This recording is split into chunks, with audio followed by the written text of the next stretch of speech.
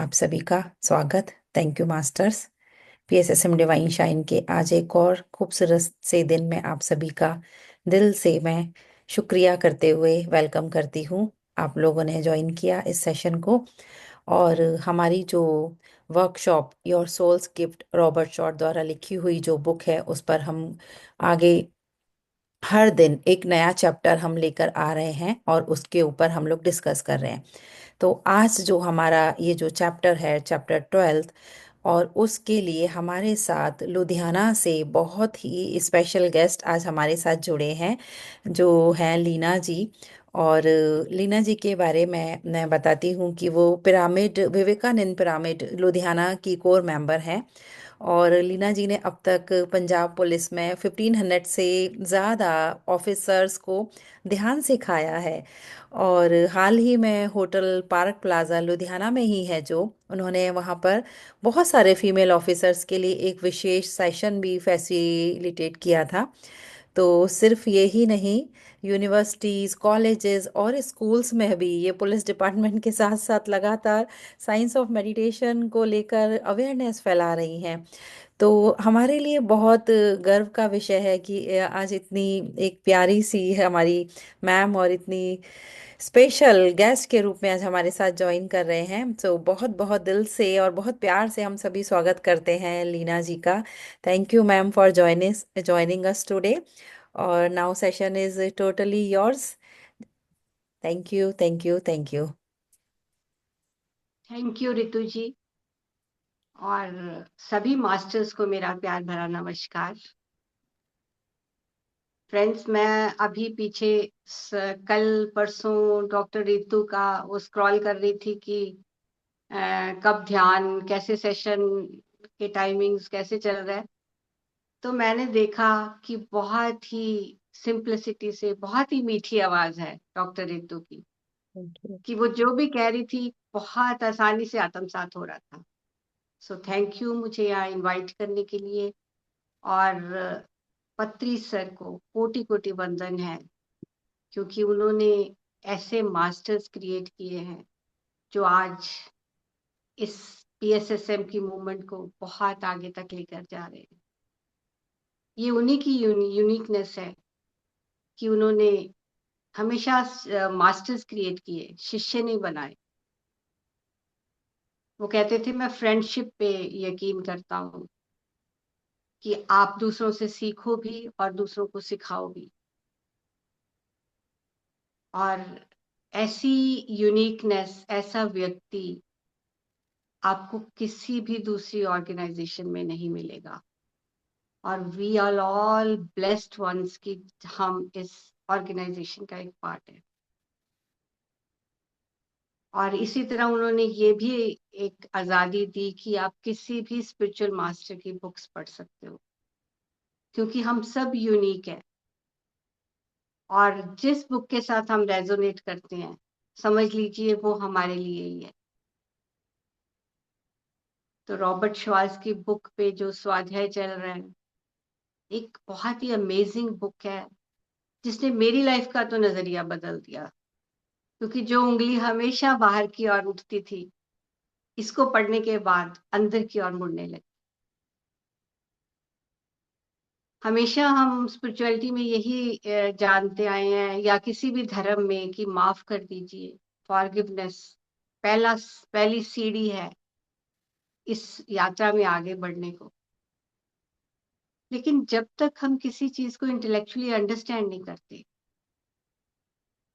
वो हमारे जीवन में नहीं उतरती। तो जितनी भी यहाँ पे केस स्टडीज आपने जानी अब तक, सबका जो एक एसेंस है वो यही है कि हमें फॉरगिव करना है, क्यों करना है, और अनकंडीशनल लव क्यों करना है। तो जब हम इस चीज को अच्छी तरह समझ जाते हैं, तो हमारे जीवन में उतरने लग जाती है। तो जो आज का टॉपिक है जो मेरा, वो भी वो एक बहुत ही सेंसिटिव टॉपिक है, इंसेस्ट के ऊपर है। मतलब जब किसी को उसके परिवार के लोग ही, उसके नियर एंड डियर वंस ही सेक्सुअली अब्यूज करते हैं। अब तो इस पे बात होने लग गई है, लेकिन पहले तो इस पे कुछ साल पहले अगर हम जाएं तो इस पे बिल्कुल बात नहीं होती थी। और जिस चीज को दबाया जाता है वो समाज में उतनी ही ज्यादा बढ़ती है। तो फ्रेंड्स, आप इमेजिन करिए एक परिवार जहाँ पे एक बच्चा हमेशा अपने आप को सुरक्षित महसूस करता है, इमोशनल स्ट्रेंथ वहां से लेता है, ट्रस्ट लाइफ के प्रति, लोगों के प्रति करना सीखता है। वहीं पे जब उसका कोई लव्ड वन या स्पेशली उसका पेरेंट उसकी बाउंड्रीज को डिस्ट्रॉय करते हैं, वह भी सेक्सुअल लेवल पर, जिन पे वो पूरी तरह फिजिकली एंड इमोशनली डिपेंडेंट है, तो एक बेसिक सेंस ऑफ जो सेफ्टी है वही उसकी खत्म हो जाती है।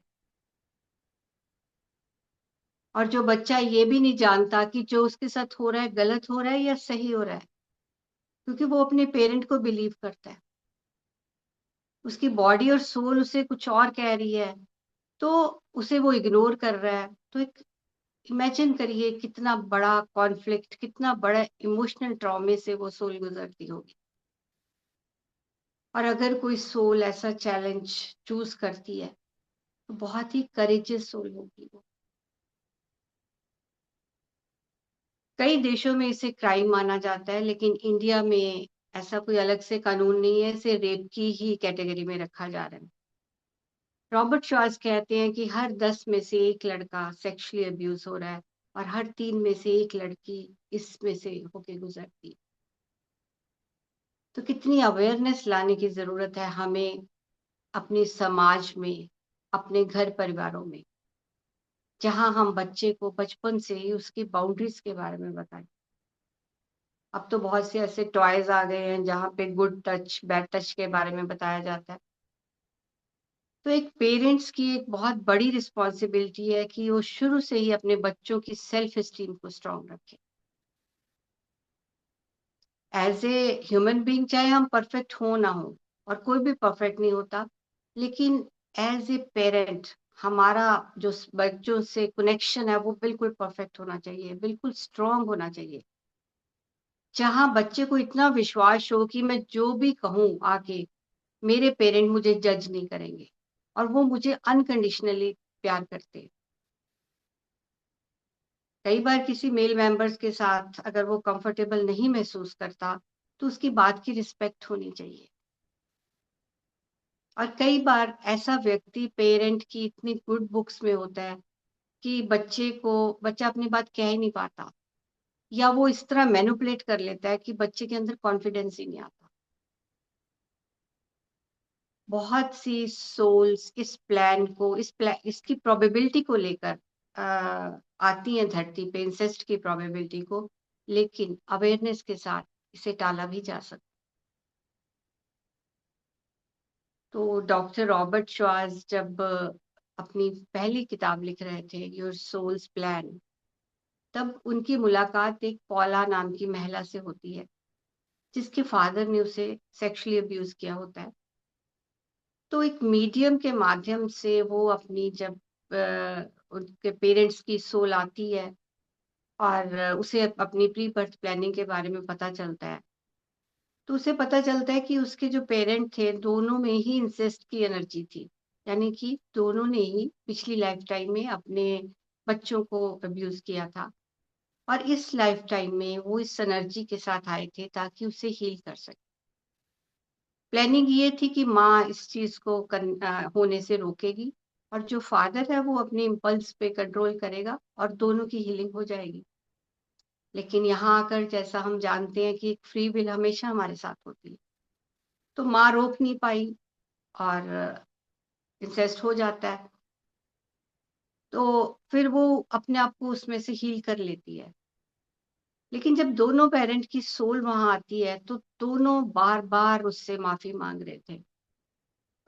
फादर बार बार कह रहा था कि मैं जो प्लानिंग हमने की थी उसमें सफल नहीं हो पाया, तो मुझे माफ कर दो।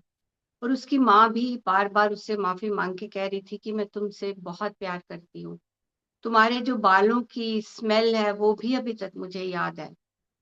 तो रॉबर्ट शॉस कहते हैं वो इतना टचिंग सीन था कि मैं, मीडियम और पॉला, हम तीनों की आंखों में आंसू थे। और इस सेशन के बाद पॉला रॉबर्ट शॉ से कहती है कि ये जो मैंने अपने पेरेंट के शब्द सुने, उससे मुझे बहुत हीलिंग मिली। तो रॉबर्ट शॉस कहते हैं कि मेरे मन में ख्याल आया कि अगर मैं ऐसा इस तरह का एक चैलेंज का सोल प्लान करूं, प्री बर्थ प्लानिंग के बारे में लोगों को बताऊं, तो बहुत से लोगों की हीलिंग हो सकती है। तो फिर वो डेबी, जो कि एक 54 इयर्स की महिला, जब वो रॉबर्ट शॉ से मिलती है, उसकी जो प्री बर्थ प्लानिंग है वो इस बुक में, सोल्स गिफ्ट में देते हैं, जिसके बारे में आज हम डिस्कस करेंगे। तो डेबी के केस में ये था कि इंसेस्ट होगा ही, क्योंकि उसने ये प्लान किया था out of love and service. वो बहुत ही एक इवॉल्व सोल है, जिसने कहा कि मैं इसको अपनी स्पिरिचुअल ग्रोथ में एक कैटलिस्ट की तरह यूज करूंगी, और उसने किया भी ऐसा ही। और वो बहुत आज एक स्किल्ड साइकोथेरेपिस्ट है, जो उन्हीं लोगों की काउंसलिंग करती है जो कि जिन्होंने कि इसको सहा है, या जो डोमेस्टिक वायलेंस औरतों के साथ होती है। तो कुछ कारणों के कारण उसने इसे चुना। एक तो उसे दूसरों को दोष देने की बहुत आदत थी, और जब ये आदत नहीं जा रही थी, तो उसने ये प्लान किया, क्योंकि जब हम एक जो इस लेवल पे किसी को अगर फॉरगिव कर सके, जिसने आपको सेक्सुअली अब्यूज किया है, उसके प्रति कंपैशन रख सके, तो ये एक बहुत ही एक एक मैं कहूंगी अल्टीमेट लेवल ऑफ फॉरगिवनेस है, जहां बाकी की छोटी मोटी जो हम मन में लेके बैठते हैं एक दूसरे के प्रति, वो तो कहीं खड़ी नहीं होती। तो उसे ये क्योर करना था। और दूसरा, पास्ट लाइफ में वो सर्विस करती आई थी, तो इस लाइफ टाइम में वो चाहती थी कि मैं प्लेनेट अर्थ को सर्व करूं, लेकिन पहले वो खुद इस चैलेंज से जब गुजरेगी, तो एक एम्पैथी, दूसरों की सिचुएशन को समझने की उसके अंदर एक बहुत इन एक क्षमता आ जाएगी, तो इस तरह वो सर्व करना चाहती थी। तीसरा उसका फैमिली कर्मा था, जिसे वो क्लियर करना चाहती थी, जिसके बारे में हम आगे बात करेंगे। तो इस कारण उसने ये प्लानिंग अपनी लाइफ में की। तो पहले हम उसकी स्टोरी को जानते हैं, जो उसने रॉबर्ट शॉल्स को बताई। जब वो रॉबर्ट शॉल्स से मिलती है, वो 54 इयर्स की है, और वो कहती है कि जब मैं 35 इयर्स की थी, तो अचानक ही मुझे बहुत सी फीलिंग्स आनी शुरू हो गई है। मुझे लगा मैं बहुत ही अनवर्दी हूँ, अनलवेबल हूँ, मैं कुछ डिजर्व ही नहीं करती, मैं प्यार के काबिल ही नहीं हूँ। इस तरह की फीलिंग्स उसके अंदर आनी शुरू हुई। और बचपन से ही वो कहती है कि मैं बहुत इंटेंस, मुझे एंजाइटी होती थी, मुझे उसके लिए मेडिसिन दी जाती थी। और मुझे ओसीडी भी था, ऑब्सेसिव कंपल्सिव डिसऑर्डर, जो मेरे बिहेवियर में झलकने लगा था। मैं बार बार हाथ धोती थी, इतना हाथ में धोती थी कि कई बार मेरी जो स्किन है वो भी गल जाती थी हाथ की। हम कई बार देखते हैं कई लोगों को बहुत बार बार चिटकनी भी मैंने चेक करने की आदत होती है, या मैंने गैस ऑफ की कि नहीं। एक थॉट है जो उन्हें पता है गलत है, लेकिन वो इतना कम, मतलब उन्हें फोर्स करता है कि वो करते ही करते हैं। तो उसे हम ओसीडी कहते हैं, जो उसे थी। बचपन का कुछ उसे कुछ ज्यादा याद नहीं था, बस एक फेंट सी मेमोरी थी कि कभी कभी वो अपने आप को अलमारी में बंद कर लेती थी, और उसे हमेशा ये लगता था कि कोई उसे छोड़ के चला जाएगा। फिर वो हाई स्कूल में जाती है, जहाँ पे उसके अंदर जो भी उसको, जब रिलेशंस लड़कों के साथ उसके होते हैं, तो उसके अंदर जो जो भी उसके अंदर अनहील्ड, अनरिजॉल्व एनर्जीज थी, वो सरफेस पे आना शुरू हुई। तो वहां पे एक लड़के के साथ उसकी फ्रेंडशिप होती है, तो वो देखती है कि उसके रहते हुए वो किसी और के साथ डेटिंग उसने करनी शुरू कर। ये जानते हुए भी वो लड़का उसे बार बार अपने फ्लैट में बुलाता था, और वो उसके साथ फिजिकल रिलेशन भी बनाती थी, क्योंकि उसकी सेल्फ एस्टीम बहुत लो थी, सेल्फ वर्थ बहुत लो थी। तो उसे लगता था कि मैं इसके लिए बिल्कुल कुछ स्पेशल तो हूं, तभी तो वो मुझे बुला रहा है। लेकिन ऐसा होते होते अंदर से तो एक खालीपन था। जिसे वो भरना चाह रही थी। तो कहती है कि मेरे अंदर बहुत ज़्यादा एक शेम गिल्ट की फीलिंग भी आ गई थी और मैं बहुत लाइफ में अकेलापन महसूस करती थी, तो मैंने अल्कोहल लेना शुरू किया। लेकिन मैं सभी तरह की शराब पी लेती थी, लेकिन वो जिन जो थी, वो उसकी स्मेल मुझसे बर्दाश्त नहीं होती थी और फिर ये सुसाइड करने की भी कोशिश करती है। तो इसी में वो स्कूल छोड़ देती है और एक फ्लाइट अटेंडेंट की सर्विस जॉइन कर लेती है। वहां पे भी ये कहती है कि मैं इतने बुरे लोगों के साथ हर रोज रात को मैं एक नए आदमी के साथ चली जाती थी, ये जानते हुए कि मेरी लाइफ को खतरा है, लेकिन फिर भी मैं ऐसा करती थी, जिस कारण मेरी लाइफ में बहुत ही एक वो मैं ऐसा इसलिए करती थी कि मुझे लगता था कि अगर मेन को अट्रैक्ट करना है तो यही एक तरीका है जिस कारण वो मेरी तरफ अट्रैक्ट होंगी। रॉबर्ट शॉस कहते हैं कि जब वो ये सब बातें मुझे बता रही थी, तो उसके अंदर कोई भी एक से विक्टिम वाली फीलिंग नहीं थी, कोई शेम एंड गिल्ट नहीं था, बल्कि उसके अंदर से एक बहुत ही एक जैसे सेल्फ कॉन्फिडेंट लेडी जिसके अंदर बहुत कंपैशन भरा हुआ है, अपने लिए प्यार है, उस तरह की मुझे उसकी पर्सनैलिटी से वाइब्रेशंस आ रही थी। तो फिर वो एक अपने से बड़े एज के व्यक्ति के साथ शादी कर लेती है, क्योंकि उससे उसकी कंपनी में अपने आप को सिक्योर महसूस करती है। कुछ समय बाद उसका एक मिसकैरेज हो जाता है, उसे कुछ बहुत सी गायनी की प्रॉब्लम्स हो जाती हैं, जिसका दोष वो अपने हस्बैंड पे लगाकर उससे डिवोर्स ले लेती है, क्योंकि उसके अंदर एक दूसरों को ब्लेम करने की हैबिट थी। और वो कहती है कि ये जो प्रॉब्लम्स मुझे आई, मुझे मेरा ध्यान किसी और कर रही थी, लेकिन मुझ में इतनी अवेयरनेस नहीं थी कि मैं उस चीज को समझ सकूं कि मुझे प्रॉब्लम्स क्यों आई। तो फिर वापस अपने फादर के घर आ जाती है। यहाँ यहाँ आकर वो कहती है, याद उसे कुछ नहीं है उसके बचपन में उसके साथ क्या हुआ, लेकिन उसे पैनिक अटैक्स आने शुरू हो जाते हैं। उसे लगता है कि कोई उसका गला दबा रहा है, उसे नौजिया हो रहा है।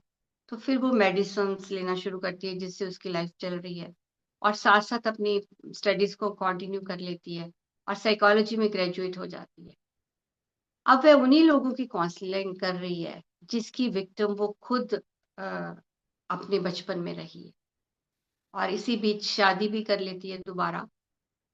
वो कहती है कि जब मैं उन लोगों की वो कहते थे, मुझे जो लोग आते थे मेरे पास कि मुझे बहुत एंग्जाइटी के अटैक्स आते हैं, तो वो ये सोचती है कि ऐसे अटैक्स तो मुझे भी बचपन में आते थे, कि क्या मेरे साथ भी ये सब हुआ है। और साथ में देख रही है कि उसको अपने फादर के प्रति बहुत अंदर से घृणा बढ़ गई है और बहुत गुस्सा उन पे आता है। तो इसका कारण वो नहीं जानती थी, लेकिन इतनी अवेयरनेस उसमें आ चुकी थी कि कुछ तो है, मेरे बचपन में कुछ तो हुआ है जो मेरा ध्यान अपनी ओर खींच रहा है। तो इसी बीच उसके जो इन लॉज हैं वो उसके साथ रहने आ जाते हैं। तो अब वो अपनी जॉब छोड़कर घर में ही उनकी देखभाल की रिस्पॉन्सिबिलिटी लेती है और जॉब छोड़ देती है। आज अभी वो जब थेरेपिस्ट नहीं बनी थी, तो वो कहती है कि मैं बहुत से लड़कों के साथ फ्रेंडली होती थी, लेकिन मैं किसी पे ट्रस्ट नहीं करती थी, किसी के क्लोज नहीं जा पाती थी, इंटीमेट रिलेशन में नहीं रह पाती थी। और अगर मैं किसी के साथ फिजिकल रिलेशन में जाती, तो मैं उसके बाद बहुत रोती थी और मुझे समझ नहीं आता था मेरे अंदर ये फीलिंग्स कहाँ से आ रही है। तो मेरी लाइफ पूरी अस्त व्यस्त हो चुकी थी, मुझे रात को नींद नहीं आती थी। अगर कोई मेहमान हमारे घर में आकर रात को रुकता था, तो मैं पूरी पूरी रात सो नहीं पाती थी, लेकिन इस सब का कारण उसे नहीं समझ आ रहा। तो जब उसके इन-लॉज़ उसके पास रहने आते हैं, उसे कुछ समय मिलता है अपने अंदर जाने का, अपने साथ जुड़ने का, तो उसे कुछ बचपन की धुंधली-धुंधली यादें आनी शुरू हो जाती। तो वो याद उसे आती है कि वो अपने रूम में है, और उसका बेड जो है अलमारी के साथ है और वो बहुत डरी हुई, रूम में अंधेरा है, सहमी हुई बेड के साथ लग के बैठी है। जैसे एक कई बार हम कोई सुपरस्टिशन पाल लेते हैं ना कि अगर मैं तो वो कहती है कि मैं ये सोचती थी अगर मैं यहाँ से हिलूंगी नहीं, तो मेरे साथ कुछ भी गलत नहीं होगा। लेकिन तभी उसकी बॉडी में मेरे वो कहती है मुझे नौजिया आना शुरू हो जाता था, मेरी हार्ट बीट तेज हो जाती थी, मेरी पूरी बॉडी में ब्लड रश करने लगता था और मुझे लगता था कुछ गलत होने वाला है जिसे मैं रोक नहीं पा रही और मैं बहुत ही हेल्पलेस महसूस करती थी। तभी उसके फादर जब कमरे में आते थे तो वो उन्होंने जिन पी होती थी, तो उसे समझ में आता है कि मैं इसकी स्मेल को क्यों बर्दाश्त नहीं कर पा रही। और सुबह देखती थी कि हर चीज नॉर्मल है। उसकी माँ भी जानती थी इसके बारे में, पर जब उसे लगता था कि माँ ने भी कुछ नहीं कहा, क्योंकि वो बच्ची थी, उसे समझ ही नहीं आ रहा था कि ये नॉर्मल है या मेरे साथ कुछ गलत हो रहा है, क्योंकि सुबह घर में हर व्यक्ति नॉर्मल क्यों है। तो कहती है कि इस कारण मैं इस चीज को सहती रही। जब उसे मेमोरी आती है तो वो कहती है मुझे बहुत गुस्सा आया अपने पेरेंट्स पे और मैंने बहुत जितनी गालियां मैं उन्हें दे सकती थी मैंने दी, कि आप कैसे ये हिम्मत कर सकते हो मेरे साथ करने की, आपने ऐसा क्यों किया। तो वो कहती कि मैं सारा दिन रोती रहती थी। तो मेरे हस्बैंड ने मेरे साथ कोप किया, वो अपने पेरेंट्स को लेकर किसी दूसरी जगह चले गए ताकि मुझे समय मिल सके, मैं अपने आप को हील कर सकूं। तो मैं पूरे दिन रोती रहती थी और मैं इस तरह गुर्राती थी, जमीन पे लेट जाती थी, जैसे एक जानवर गुर्राता है, और उससे अपने पेरेंट्स को गालियां देती थी। मतलब उसने अपनी इमोशंस को, कहती, मैंने पूरी तरह फील किया, पूरी तरह उसे एक्सप्रेस होने दिया। तो जब इस तरह की मनोस्थिति में थी तो सपने भी उसी तरह के आते थे और हर वक्त उसके माइंड में यही थॉट चलता था। और कहती है कि मैं घर से बाहर भी बहुत कम निकलती थी और अगर मैं निकलती तो मुझे ऐसे ही लगता कि हर कोई मेरी तरफ देख रहा है कि देखो इसके साथ ऐसा हुआ है। तो धीरे धीरे वो कहती है जो मैं सारा दिन रोती थी, फिर कुछ समय रोना, जैसे जैसे इमोशंस रिलीज हुई, वो 2-3 घंटे, उसके बाद 1-2 दिन के बाद धीरे धीरे ये स्थिति थोड़ी बेहतर होनी शुरू हुई। तो उसने एक बुक लेके आई, करेज टू हील, जिसमें कुछ एक्सरसाइजेस थी, उसने की, अपने आप को हील किया। एक मेडिटेशन ग्रुप ज्वाइन किया जहां से उसे अनकंडीशनल लव एंड सपोर्ट मिला। 1 साल वो उस ग्रुप में जाती रही, तो इस तरह उसने अपने आप को हील किया। तो ये सब करते हुए जो एक अच्छी बात वो कह रही है मेरे साथ हुई कि मैंने खुद को फॉरगिव किया। मुझे समझ में आया कि जो फीलिंग्स मेरे अंदर उठ रही हैं उसका कोई कारण है, मैं उतनी अनवर्दी नहीं हूँ, मैं इससे बेटर डिजर्व करती हूँ। तो उसने अपने आप को फॉरगिव किया। तो इम्पोर्टेंट यहाँ था कि उसने अपने अंदर देखा और अपनी इमोशंस को बाहर आने दिया, जो कि हीलिंग के लिए बहुत जरूरी है फ्रेंड्स। जैसा कि रॉबर्ट श्वार्ट्ज अपनी जब हीलिंग के चैप्टर में कहते हैं कि जो हमारी हीलिंग में सबसे ज्यादा रुकावट डालता है वो है हमारी विक्टिम मेंटेलिटी। जब हम सोचते हैं कि मैं विक्टिम हूं, मेरे साथ ऐसा हुआ है, कई और हमें बार बार लोगों को अपनी कहानी सुनाने में रस आता है। कई बार हम दूसरों को भी अपनी कहानी ना सुनाए, अपने दिमाग में ही अपनी कहानी को बार बार वो चलती रहती है, हम सोचते रहते हैं, रिपीट करते रहते हैं, एक सेल्फ टॉक चलती रहती है, क्योंकि उसमें हमें रस आने लगता है, एक एडिक्शन हो जाती है उस तरह की फीलिंग्स की, क्योंकि हर फीलिंग एक केमिकल रिलीज करता है, तो हमें उसकी एडिक्शन होनी शुरू हो जाती है। तो दूसरा उन्होंने कहा जजमेंट। तो उसने वो भी अपने आप को, जो भी इमोशन आ रही थी, बिना अपने आप को जज किए उसे फील किया। और तीसरा डॉक्टर रॉबर्ट जो कहते हैं कि हम रेजिस्टेंस शो करते हैं, हम जो भी अनवांटेड इमोशंस है उन्हें जब आती हैं, या तो हम चाहते हैं कि वो आए ही ना, या फिर हम चाहते हैं वो जल्दी जल्दी से निकल जाए, हम उसे सप्रेस करते जाते हैं, जाने अनजाने हम उसे निग्लेक्ट करना शुरू कर देते हैं। तो जब हम रजिस्ट करते हैं, वो जो इमोशन आ रही है वो तो एक तरह से गिफ्ट है यूनिवर्स की तरफ से कि जो भी हमारे अंदर है बाहर आ रहा है। तो हमें उस नजरिए को ही बदलना है कि ये कुछ ना कुछ मुझे रिवील कर रहा है। तो जब हम उस नजरिए को अपने को बदलते हैं, उसके प्रति एक एक्सेप्टेंस पे आ जाते हैं, तो उसी से हमारी फ्रीक्वेंसी रेज हो जाती है। और हमें इतना ही करना है ये एक्सेप्टेंस से ही हमारी हीलिंग शुरू हो जाती है। वो कब होगी, कैसे होगी, ये जानने की जरूरत नहीं है। एक रिस्पॉन्सिबिलिटी लेने से, एक एक्सेप्टेंस से अपने आप हीलिंग होनी शुरू हो जाती है। तो यही सब उसने किया। अभी वो हायर सोल से नहीं मिली, उसकी कोई पास्ट लाइफ नहीं हुई। ये अपने आप को उतना हील कर चुकी है, क्योंकि वो एक बहुत ही वॉल्ड सोल है। रॉबर्ट शॉर्ट से पूछते हैं, वो कहती है कि मुझे लगता है मेरी प्री बर्थ प्लानिंग ही थी। कि तुम्हें कैसे पता चला कि ये तुम्हारी प्री बर्थ प्लानिंग थी? तो वो कहती है कि वो एक थर्ड आई मास्टर भी है। तो कि जब मैं मेडिटेट कर रही थी, तो मुझे उसमें अपनी माँ और मदर की साइड के सभी इंसेस्टर्स, नानी और सब, वो सब आए मेरे पास, जो कि मेरा ग्रेटिट्यूड कर रहे थे कि तुमने जो ये प्लान किया out of love and service, पूरी तूने अपनी इंसेस्टर लाइन को हील किया। तो वो अपनी माँ से पूछती है कि माँ, तुम, कहती मैं अपनी माँ से पूछती हूँ कि तुमने ये मेरे साथ कैसे होने दिया? तो उसकी माँ कहती है कि तुम ही ने ये प्लानिंग की थी। तुम चाहती थी कि मैं इतनी दुखी हो जाऊं, जितनी ज्यादा पेन उतनी ही मेरी इंटेंस हीलिंग हो, और फिर मैं उस एम्पैथी को महसूस कर सकूं, और फिर मैं लोगों को ये सर्विस दे सकूं, उनकी हीलिंग कर सकूं। ये तुम्हारी ही चॉइस थी। और उसके नाना भी बार बार उससे माफी मांगते हैं। जब उसे पता चला, उसके बचपन की जब मेमोरी रिकॉल हो रही थी, तो वो अपने फादर से पूछती है कि क्या आपने मेरे साथ ऐसा किया? तो उसके फादर इस बात से इनकार कर देते।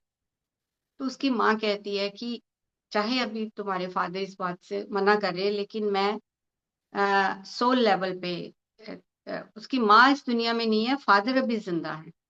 तो वो कहती है कि मैं चाहे दूसरे रेलम में हूँ, फिर भी मैं एनर्जेटिकली तुम्हारे फादर से कनेक्टेड हूँ, और मैं उन पे काम कर रही हूँ।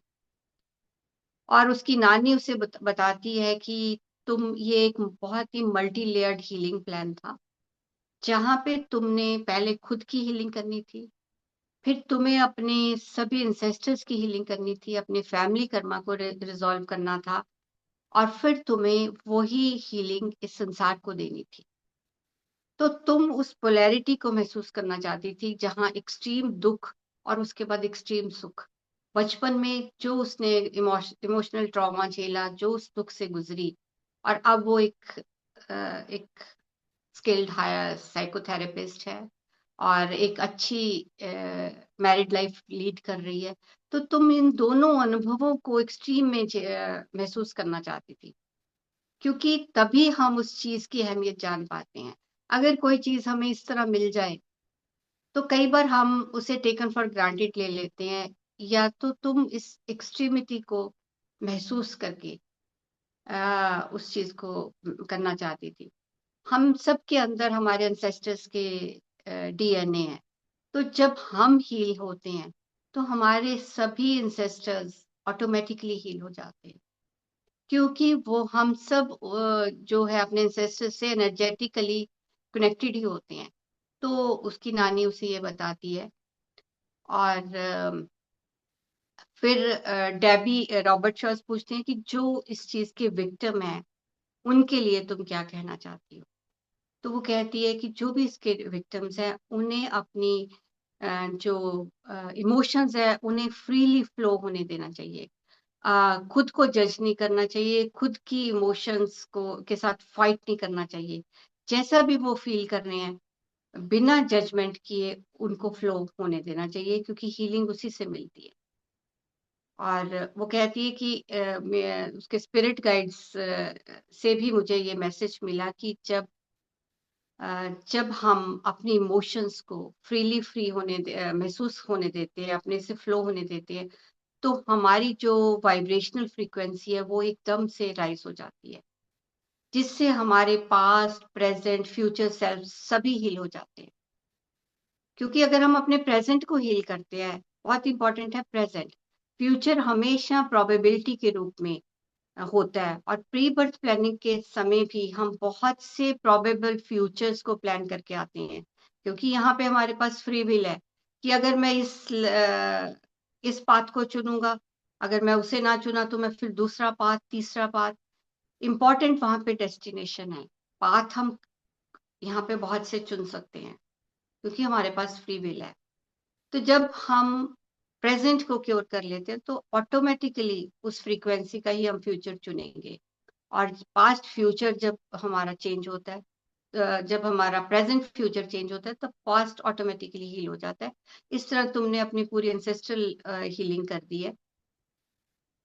तो हमें वो कहते हैं कि stop fighting and judging your own emotions, और फॉरगिवनेस से हमारी फ्रीक्वेंसी इतनी ऊपर हो जाती है जब हम अपनी इमोशंस को अलाउ करते हैं फील करना, और उसके बाद समर्पण कर देते हैं, तो ऑटोमेटिकली वो जो हीलिंग है वो हो जाती है।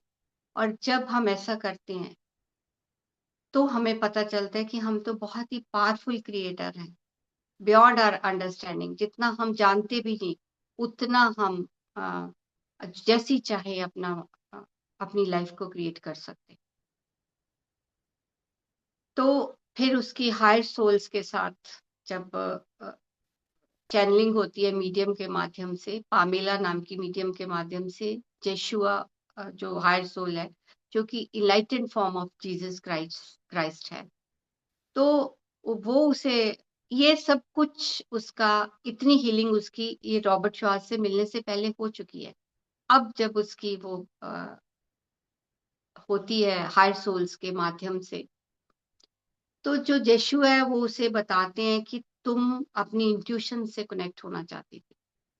तुम चाहती थी कि मैं अपने जो भी डेली लाइफ के जो कार्य है वो भी अपनी एक इंट्यूटिव गाइडेंस से के साथ करूं, जो कि तुमने इस लाइफ टाइम में किए।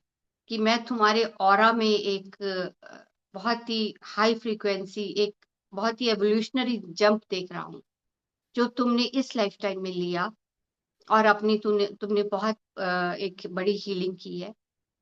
आगे हायर सोल्स बताती हैं कि अगर हमें पूरी तरह अपने आप को हील करना है, तो हमें जो भी अपने इमोशंस हैं, चाहे वो अनवांटेड जिसे हम सो कॉल्ड नेगेटिव इमोशंस बोलते हैं, उसके साथ भी पूरी तरह अलाइन होना है। उसे भी पूरी तरह हमें एम्ब्रेस करना सीखना है। क्योंकि कई बार क्या होता है कि हम ऐसे इतनी हमें पीस एंड हार्मनी की चाहत होती है कि उसमें जब ये इमोशन सरफेस पे आती हैं तो हम उन्हें निग्लेक्ट करना शुरू कर देते हैं, जाने जाने में ही निग्लेक्ट हो जाती है, सप्रेस होने लगती है। तो जब हम उन इमोशंस के इसको भी पूरी तरह उसी तरह एम्ब्रेस करते हैं जिस तरह हम पीस एंड हार्मनी को की इमोशंस को एम्ब्रेस करते हैं, तभी हमारी प्रॉपर हीलिंग हो पाती है। फिर वो आगे डेबी को बताते हैं कि चाहे तुमने बहुत हीलिंग कर ली है, लेकिन अभी भी मैं तुम्हारे ऑरा में देख रहा हूँ कुछ रेजिड्यूज है जहाँ पे काम करना बाकी है। अभी भी इमोशनल पेन तुम्हारे अंदर है। तो वो उसे बताते हैं कि तुम्हारा इनर चाइल्ड अभी भी वुंडेड है, क्योंकि तुम्हारे अंदर का बच्चा जो इतना वाइज था, जो इतना सेंसिटिव था, जो चाहता था अनकंडीशनल प्यार, जो उसे बचपन में नहीं मिला, वो अभी भी उस पेन में है कि जो जैसा इन्वायरमेंट उसे चाहिए था उसे नहीं मिला, उसे नहीं समझा गया। तो वो रेजिड्यू है, उसको भी तुम्हें हील करना है। तो जो उस मीडियम है उसके माइंड में एक पिक्चर आती है, वो जिस तरह बताती है कि मैं देख रही हूँ कि एक ट्री है जो बहुत ही स्ट्रांग है, वो तुम हो, तुमने जो अपने आप की हीलिंग कर ली है। लेकिन अभी भी मैं देख रही हूँ कि जो जिस पे वो खड़ा है वो धरती, वो थोड़ी ड्राई है, और ऊपर जो पत्ते हैं वो कहीं कहीं अच्छी तरह ब्लूम नहीं हुए, उसमें वो शेड में है, थोड़ी कई कई जगह वो शेड भी है, जो ये डिपिक्ट कर रहा है कि जो पानी है वो हमारी इमोशंस हैं जो बहती हैं, कि तुम्हें अभी थोड़ा और पानी देना चाहिए, इस ट्री को और पानी चाहिए, थोड़ी इमोशंस को और बहने दो, उसको अपने अंदर से फील करो, और अपने प्रति कंपैशन रखो। वो जो शेड दिख रहा है कि तुम्हें अपने प्रति और कंपैशन को रखना है, तो इस तरह तुम्हें थोड़ी अपनी और हीलिंग करनी है। फिर वो आगे कहते हैं कि किसी भी इमोशन को अगर हम जज करते हैं या रजिस्ट करते हैं, तो हम उस इमोशन के साथ एनर्जेटिकली एक कनेक्शन हमारा बन जाता है, क्योंकि हम उस चीज को चाहे डायरेक्ट वे में नहीं तो इनडायरेक्ट वे में ही उस इमोशन को एनर्जी दे रहे हैं। और जिस इमोशंस को हम एनर्जी देते जाते हैं, चाहे हम रेजिस्ट कर रहे हैं, चाहे उसे जज कर रहे हैं, चाहे उसे सप्रेस कर रहे हैं, तो हम वो इमोशन स्ट्रांग होती जाती है। और जब वो इमोशन इतनी स्ट्रांग हो जाती है कि हमारे ऑरा में उस इमोशन की वाइब्रेशंस आ जाती हैं, तो हम एक मैग्नेट बन जाते हैं। फिर हम वैसी ही सिचुएशंस अपनी लाइफ में अट्रैक्ट करते हैं, क्योंकि हम यूनिवर्स से जो मांगते हैं वो हमें नहीं मिलता। हम जिस फ्रीक्वेंसी की वाइब्रेशंस यूनिवर्स में भेजते हैं, उसी फ्रीक्वेंसी की सिचुएशंस वो हमें देता है। यही एक यूनिवर्सल लॉ है। इसीलिए हर धर्म में शुक्राने पे बहुत जोर दिया गया है, क्योंकि जो ग्रेटिट्यूड की फ्रीक्वेंसी है, एक हाईएस्ट फ्रीक्वेंसी की वाइब्रेशन है यूनिवर्स में। जब हम किसी चीज के लिए ग्रेटफुल होते हैं, तो यूनिवर्स वैसी ही सिचुएशंस हमें और भेजता है जिसके लिए हम ग्रेटिट्यूड दे सकें। तो वो कहते हैं कि हमें हर अलाउ करना मीन्स किसी सिचुएशन के साथ अटैच नहीं होना, एक साक्षी भाव से उसे जाने देना है। यही बात डॉक्टर ये जो अनथैटर्ड सोल माइकल सिंगर ने लिखी, उसकी एक लाइन मुझे बहुत पसंद है, मैं आपसे शेयर करती हूँ। कि वो कहते हैं कि जैसे हम अगर सड़क पे जा रहे हैं, तो वहां पे कहीं ट्री है, कहीं बिल्डिंग है, कहीं कोई कार चल रही है, हम उसे जज तो नहीं करते, उसके साथ अटैच तो नहीं हो जाते। हम ऐसे देखते हैं कि वो ऑब्जेक्ट्स है यूनिवर्स की। इसी तरह जो भी भाव हमारे अंदर उठ रहे हैं, वो हमारी इनर यूनिवर्स की ऑब्जेक्ट्स हैं। हमें उसे वैसे ही अपने आप से जाने देना चाहिए। तो जब हम ऐसा करते हैं, तो वो जो एनर्जी है हम उसे अलाउ करते हैं, तो वो जो एनर्जी है वो ट्रांसफॉर्म हो जाती है। क्योंकि एनर्जी को ना हम क्रिएट कर सकते हैं ना डिस्ट्रॉय कर सकते हैं, हम उसे सिर्फ ट्रांसफॉर्म कर सकते हैं।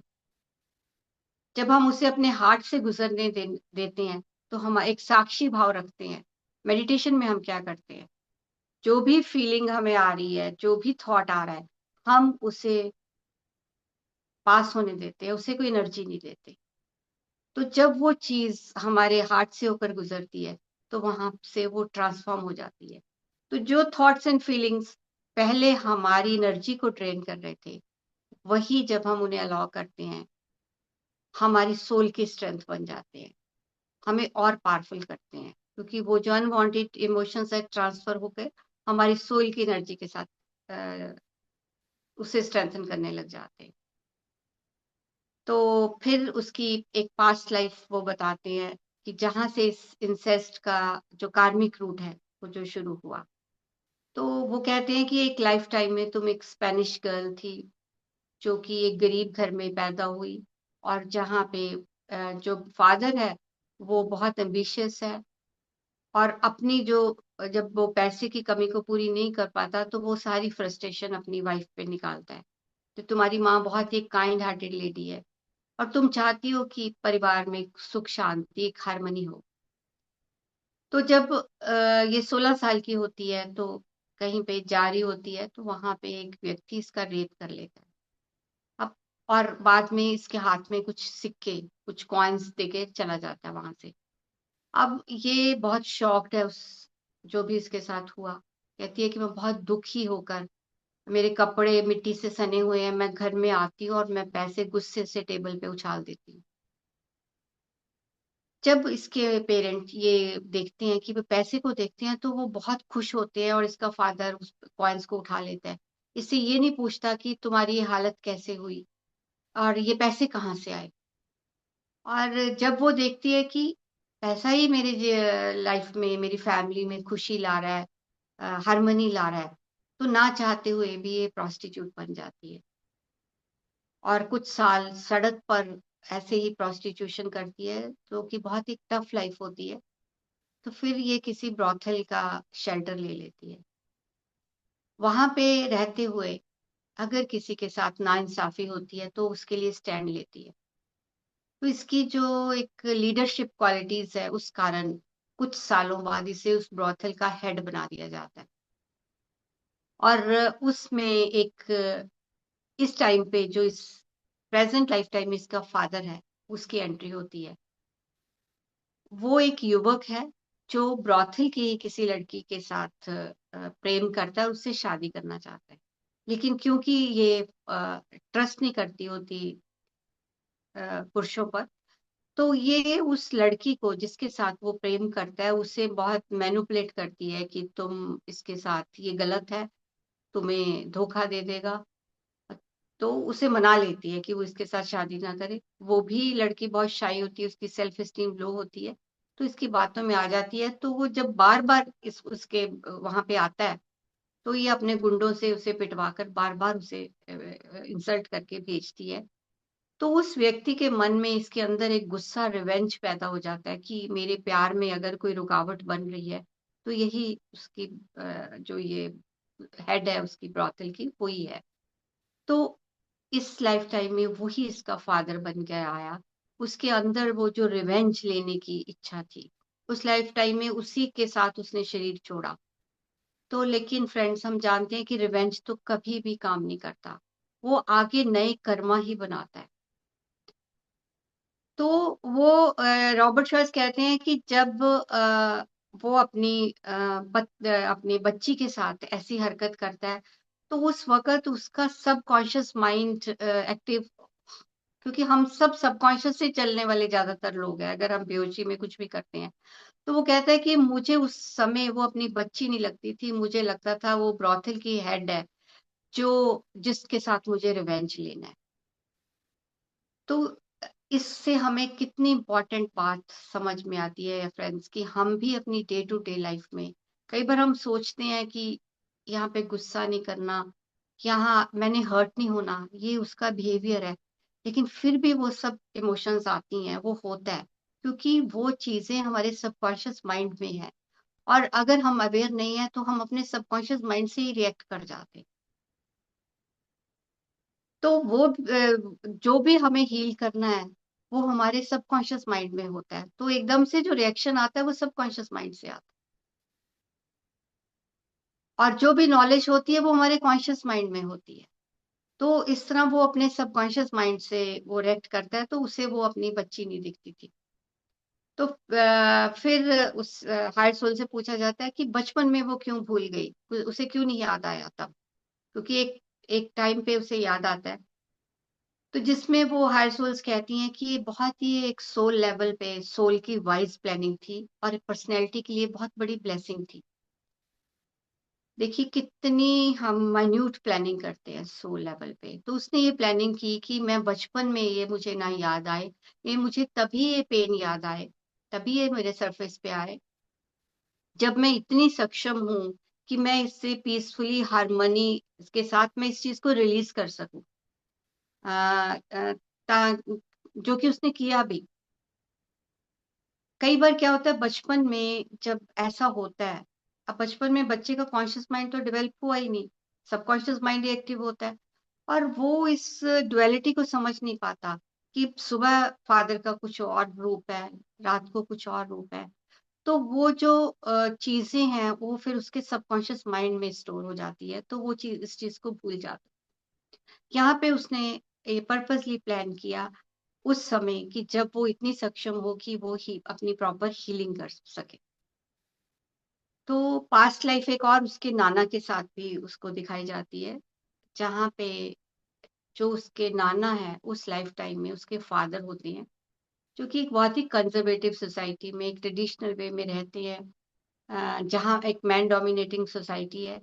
लेकिन ये जो डैबी होती है उस लाइफ टाइम में बेटी के रूप में, तो ये एक बहुत ही एक लाइफ को इंजॉय करने वाली, इंडिपेंडेंट नेचर की, एक जो भी मन में आए स्पॉन्टेनियस बोलने वाली, इसे दुनिया घूमने का शौक, तो इस तरह अपनी लाइफ को जीना चाहती है। लेकिन जो फादर है वो ये सब चीजें उसकी आजादी पसंद नहीं करते। इसकी जो माँ थी वो भी अपने पति के हिसाब से चलती थी, लेकिन पसंद नहीं करती थी। पति की पीठ पीछे उसकी गॉसिप भी करती थी, और जिस तरह से लाइफ लीड करना चाहती थी करती थी, लेकिन पति के सामने अपना मुंह नहीं खोलती थी। तो जब ये बड़ी होती है और ये अपने फादर के साथ हर बात पे आर्गुमेंट करती है, तो उसकी माँ में भी इतनी शक्ति आ जाती है, तो वो भी अपने पति को डिवोर्स दे देती है। तो इसके उस समय के फादर जो थे, उनके अंदर ये गुस्सा था कि इस कारण मैं अकेला रह गया, मेरी वाइफ मुझे छोड़ के चली गई। और ओल्ड एज में वो एक्सपेक्ट कर रहे हैं कि वो ये जो मेरी बेटी है वो मेरा केयर करे। ये केयर तो करती है, बट अनवांटेडली, अनविलिंगली, मतलब विदाउट एनी कंपैशन, जितना एक मजबूरी में। तो उसके फादर सोचते हैं कि मैंने इतनी प्रॉपर्टीज को दी, इतना मेरा नाम है, नेम एंड फेम है सोसाइटी में, और ये मुझे इस तरह ट्रीट कर रही है। तो वो उनके अंदर भी एक रिवेंज लेने की एक एंगर उसके प्रति पैदा हो जाता है, और इसी एनर्जी के साथ वो बॉडी को छोड़ते हैं। यहाँ पे रॉबर्ट शॉस कहते हैं कि हर लाइफ टाइम में हमारे पास फ्री विल होती है। उस लाइफ टाइम में भी इन दोनों सोल्स के पास फ्री विल थी कि ये दोनों उस एनर्जीज को रिजॉल्व भी कर सकते थे। वो भी अपने अंदर कंपैशन क्रिएट कर सकती थी, और ये भी उसे फॉरगिव कर सकते थे, लेकिन ऐसा नहीं हो पाया। तो हायर सोल्स इसमें कहती हैं, यशुआ बोलते हैं कि अपने आप को healing ones emotion is the key to create more love and light. कि ये बहुत, अगर हम अपनी इमोशंस को एक्सेप्ट करके उन्हें हील करते हैं, यही एक तरीका है जिससे हम मोर लव एंड लाइट को अपने अंदर क्रिएट कर सकते हैं। तो वो कहते हैं कि हर इमोशन को कॉन्शियसली फील करो, उसे अपने आप के अंदर से फ्लो होने दो। कॉन्शियसली फील करने का मतलब ये नहीं कि हम उसके अकॉर्डिंग रिएक्ट भी करें, बट हम उसे फील करें। फॉर एग्जाम्पल, अगर आपके अंदर गुस्सा है, जब हम उस गुस्से को एक अपने अंदर एक सकारात्मक सकारात्मक वे से फ्लो होने देते हैं। जैसे गुस्से को रिलीज करने के कई तरीके हैं, जैसे डैबी ने किया। तो क्या होता है कि हम अपनी मेल एनर्जी के साथ कनेक्ट हो पाते हैं। तो जो हमें मेल एनर्जी जो है, स्ट्रेंथ एंड मेस्कुलिन एनर्जी जो है, वो हमें स्ट्रेंथ देती है। तो हम अपने लिए खड़ा होना सीख जाते हैं। और फिर वो कहाँ हमें ना कहनी है, कहाँ हमें हाँ कहनी है लाइफ में, वो हम इजीली सीख जाते हैं। और अप बाउंड्री इशू भी बहुत इंपॉर्टेंट है। वो बताते हैं कि अ, जब एक पेरेंट या ग्रैंड पेरेंट एक बच्चे की बाउंड्री को डिस्ट्रॉय करते हैं सेक्सुअल लेवल पे, तो इनडायरेक्टली बच्चे को ये सिखा रहे हैं कि तुम्हारी कोई बाउंड्री नहीं है, कोई भी इसे एक्सप्लॉइट कर सकता है, कोई भी इसे इसका हनन कर सकता है। तो वो बच्चा अपनी जो बॉडी सिग्नल्स है उनको इग्नोर करना सीख लेता है। तो वो कहते हैं कि बहुत इंपॉर्टेंट है, या तो वो बहुत ट्रस्ट करेगा किसी के ऊपर, या वो बिल्कुल ट्रस्ट नहीं करेगा। तो इससे उसके आगे रिलेशनशिप में इश्यूज आते हैं, तो फिर नए कार्मिक बॉन्ड बनते हैं। तो इस चीज को भी समझना बहुत जरूरी है। और तीसरा वो कहते हैं कि तुम अपनी जो पूरी फैमिली कर्मा को हील करना चाहते कि उस फैमिली में जो सप्रेस्ड फेमिनाइन एनर्जी थी, और जो मेल एनर्जी थी वो बहुत ही फ्रस्ट्रेटेड थी। जहाँ पे जैसे ये फादर के साथ हो रहा था कि एक्शन रिएक्शन चल रहा था, हर जन्म में यही चीजें हो रही थी।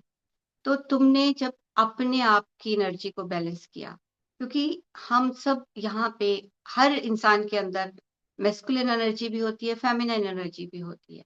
उन दोनों को बैलेंस करना ही, जब वो ही अर्धनारीश्वर है जिसे हम पूर्णता मानते हैं, जब हम अपनी मेस्कुलिन एंड फेमिनिन एनर्जीज को पूरी तरह बैलेंस कर लेते हैं। ये जर्नी सारी उसी तरफ की है। Feminine energy means love, compassion, empathy. Masculine energy means courage, है ना। तो उसने जब अपने आप को हील किया, अपने प्रति एम्पैथी, कंपैशन, अनकंडीशनल लव अपने प्रति, और अपने लिए स्टैंड भी लिया, अपने आप को भी किया, तो वो पूरी जो हीलिंग है, वो पूरी वो जो एंसेस्ट्रल हीलिंग उसकी हो गई, क्योंकि एनर्जेटिकली तो हम उसके साथ अटैच्ड ही होते।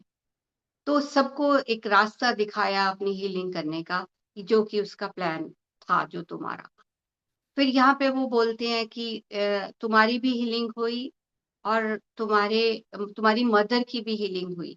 हीलिंग करना ना करना ये हर सोल की अपनी फ्री विल है, लेकिन प्लानिंग जो होती है उसमें मौका हर सोल को मिलता है। तो तुम्हारी माँ को भी जब उसके अंदर वो भी अपनी जो अंदर के उसके फियर्स थे जो गहरे दबे हुए थे वो बाहर आए सिचुएशन में, क्योंकि एक तरफ उसका फादर और हस्बैंड, दूसरी तरफ उसकी वो बेटी छोटी, तो कहीं ना कहीं उसके अंदर भी वो हेल्पलेसनेस, वो गिल्ट, शेम जरूर वो आई होगी, जो उसके अंदर के अफेयर्स थे, जो सरफेस पे आए, जिससे उसे हील करना था। फ्रेंड्स, हम सोचते हैं कि जो भी हमारे अंदर फीलिंग्स उठ रही हैं वो उसका कारण वो सिचुएशन है या कोई व्यक्ति है, जबकि वो सिचुएशंस या व्यक्ति तो एक माध्यम है जो ऑलरेडी हमारे अंदर फीलिंग्स है वो उसको सरफेस पे लाने का। तो वो दोनों मेल्स की भी हीलिंग हुई, क्योंकि जब भी कोई ऐसा कार्य कृत्य करता है तो अंदर तो एक शेम गिल्ट की फीलिंग आती ही आती है, तो उसे उन्हें भी हील करना था। तो फिर हायर सोल से पूछा जाता है कि सोल ऐसे प्लान क्यों करती है, तो वो कहती है कि कई बार अगर पिछली लाइफ टाइम में आप अब्यूजर रहे हो तो इस टाइम लाइफ टाइम में आप ऐसा सोल प्लान करते हो जहां जब आप इस अनुभव से गुजरोगे तो आपको, ये आप सोल महसूस करना चाहती है कि उसे कैसा फील होता है। तो ये एक पनिशमेंट नहीं कह सकते हम, ये एक अनुभव है, क्योंकि सोल लेवल पे हर चीज ही एक अनुभव है। तो दूसरा कहते हैं कि कई बार out of love and compassion, जो एक हाईली इवॉल्व सोल है वो इस तरह एब्यूज होना पसंद करती है अपने उस दूसरे सोल के लिए, ताकि उसकी ग्रोथ हो सके, ताकि उसके जो फियर्स है वो सरफेस पे आ सके, तो वो खुद विक्टिम बन के उसको हील करने के लिए out of love and compassion. लेकिन ये बहुत ही रेयर होता है। फिर वो आगे कहते हैं कि जो बच्चियां ये चीज को भूल चुकी हैं उन्हें किसी काउंसलर के पास ले जाकर, क्योंकि वो मेमोरीज, वो ट्रॉमा तो सबकॉन्शियस माइंड में है, उनको करना चाहिए, क्योंकि हीलिंग बहुत ही जरूरी है। तो अब्यूजर की कैसे हीलिंग हो उसके बारे में यीशुआ बोलते हैं कि एक बहुत ही एक घिनौना कृत्य है जिसकी सजा तो उसे मिलनी ही चाहिए, लेकिन मरने से पहले मानवता के लिए उस अब्यूजर की भी हीलिंग होना बहुत जरूरी है, क्योंकि अगर उसकी हीलिंग नहीं होगी तो फिर वो वैसी लाइफ प्लान करेगा। तो कहीं ना कहीं अगर वो हील होके जाएगा तो ये एक प्लेनेट के लिए भी सर्विस है, क्योंकि ऐसी प्लानिंग नहीं होगी, जब उसकी हीलिंग होगी तो आगे वो वैसी ही जो एनर्जेटिक ट्रेल है वो जो भेजते हैं, तो जाती है यूनिवर्स में, तो वो एक तरह से हम उसकी अपने अर्थ की ही हीलिंग कर रहे हैं, सर्विस कर रहे हैं। तो अगर वो कहते हैं उसकी अनकंडीशनल प्यार दिया जाए विदाउट जजमेंट, जो अब्यूजर है उसको सुना जाए, पहले तो वो दूसरे को ब्लेम करेगा, अपनी रिस्पॉन्सिबिलिटी नहीं लेगा, लेकिन धीरे धीरे एक कंपैशन के साथ जब उसकी बात सुनी जाती है तो वो इस चीज की रिस्पॉन्सिबिलिटी लेना शुरू कर देता है। उसे उसकी जब अंदर से परतें वो खुलती है तो उसके अंदर एक गिल्ट और शेम की फीलिंग आनी शुरू हो जाती है। उससे उस बच्ची के साथ जो वो जिस इमोशन से वो गुजरी वो उस चीज को महसूस करना शुरू करता है, उसके अंदर कंपैशन पैदा होता है।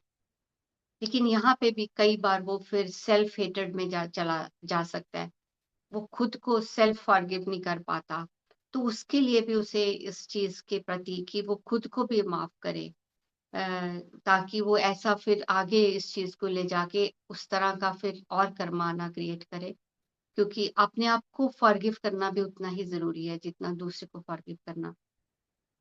तो इस तरह उसकी भी हीलिंग होनी चाहिए। फिर वो आगे कहते हैं कि अगर वो बच्ची भी तैयार है और वो उससे माफी मांगना चाहता है, अगर ऐसा हो जाता है तो इससे बहुत ही इंटेंस हीलिंग होती है। तो अगर ये पॉसिबल है तो ये चीज भी करनी चाहिए। और जो विक्टिम है इस चीज का, उसके साथ सिंपथी से नहीं, उसको इतना लव, अनकंडीशनल लव, प्यार देना चाहिए ताकि वो अपनी सेल्फ वर्थ को पहचाने, ताकि वो लोगों पे ट्रस्ट करना सीखे, ताकि उसके रिलेशनशिप में आगे वो इश्यूज ना आए। तो फिर वहां पे जो वो मीडियम है उसके स्पिरिट गाइड्स आके उससे गाइडेंस और उसके बारे में और डीप बताते हैं कि तुमने जो ये प्लान चुना, डेबी ने, तुम अपने अंदर एक इमोशनल बैलेंस लाना चाहती थी, एक इमोशनली इंडिपेंडेंट होना चाहती थी बचपन में, इसीलिए तुमने ऐसे पेरेंट चुने, क्योंकि जब वहां से वो प्यार नहीं मिला जो बच्चे को चाहिए, तो तुम अपने अंदर, वो जाएगा ही जाएगा ऐसी सिचुएशंस में। तो फिर अंदर जाके उसे पता चलता है कि जो प्यार मैं बाहर ढूंढ रहा हूँ वो तो मेरे अंदर ही है, मैं अपने आप में ही कंप्लीट हूँ। इस तरह तुम अपनी एक इमोशनल इंडिपेंडेंट भी तुम्हारा एक लेसन था, और तुम अकेले में अपनी इंट्यूटिव पावर को भी बढ़ाना चाहती थी। कई बार कई सोल्स जो अकेले रहने का प्लान करके आती हैं, लेकिन यहाँ आकर वो भूल जाती हैं, तो कई बार उन्हें ऐसे चैलेंजेस आते हैं, क्योंकि हम हमेशा अपने आप को डिस्ट्रैक्ट करना चाहते हैं, कभी अकेले रहने की हिम्मत ही नहीं जुटाते। अकेले होते हैं, फोन स्क्रॉल करना शुरू कर देते हैं, टीवी लगा लेते हैं, या कोई वीडियो, कोई मूवी, शॉपिंग। तो कई बार फिर वो ऐसे चैलेंजेस, जैसे कोई फाइनेंशियल चैलेंज आ गया, ताकि उसकी एक्टिविटीज कट होना शुरू होए, वो अपने साथ अकेले समय बिताए। अगर वो फिर भी ऐसा नहीं करता, तो कई बार कोई ऐसी इलनेस आ जाएगी जहां हम मेन लाइफ स्ट्रीम से कट जाएंगे, ताकि हम अपने आप के साथ समय गुजार सके। तो ऐसे भी लाइफ सोल प्लान करती है। फिर तुम बहुत ज्यादा इम्पल्सिव थी अपनी पिछली लाइफ टाइम्स में, तुम उसे भी ठीक करना चाहती थी।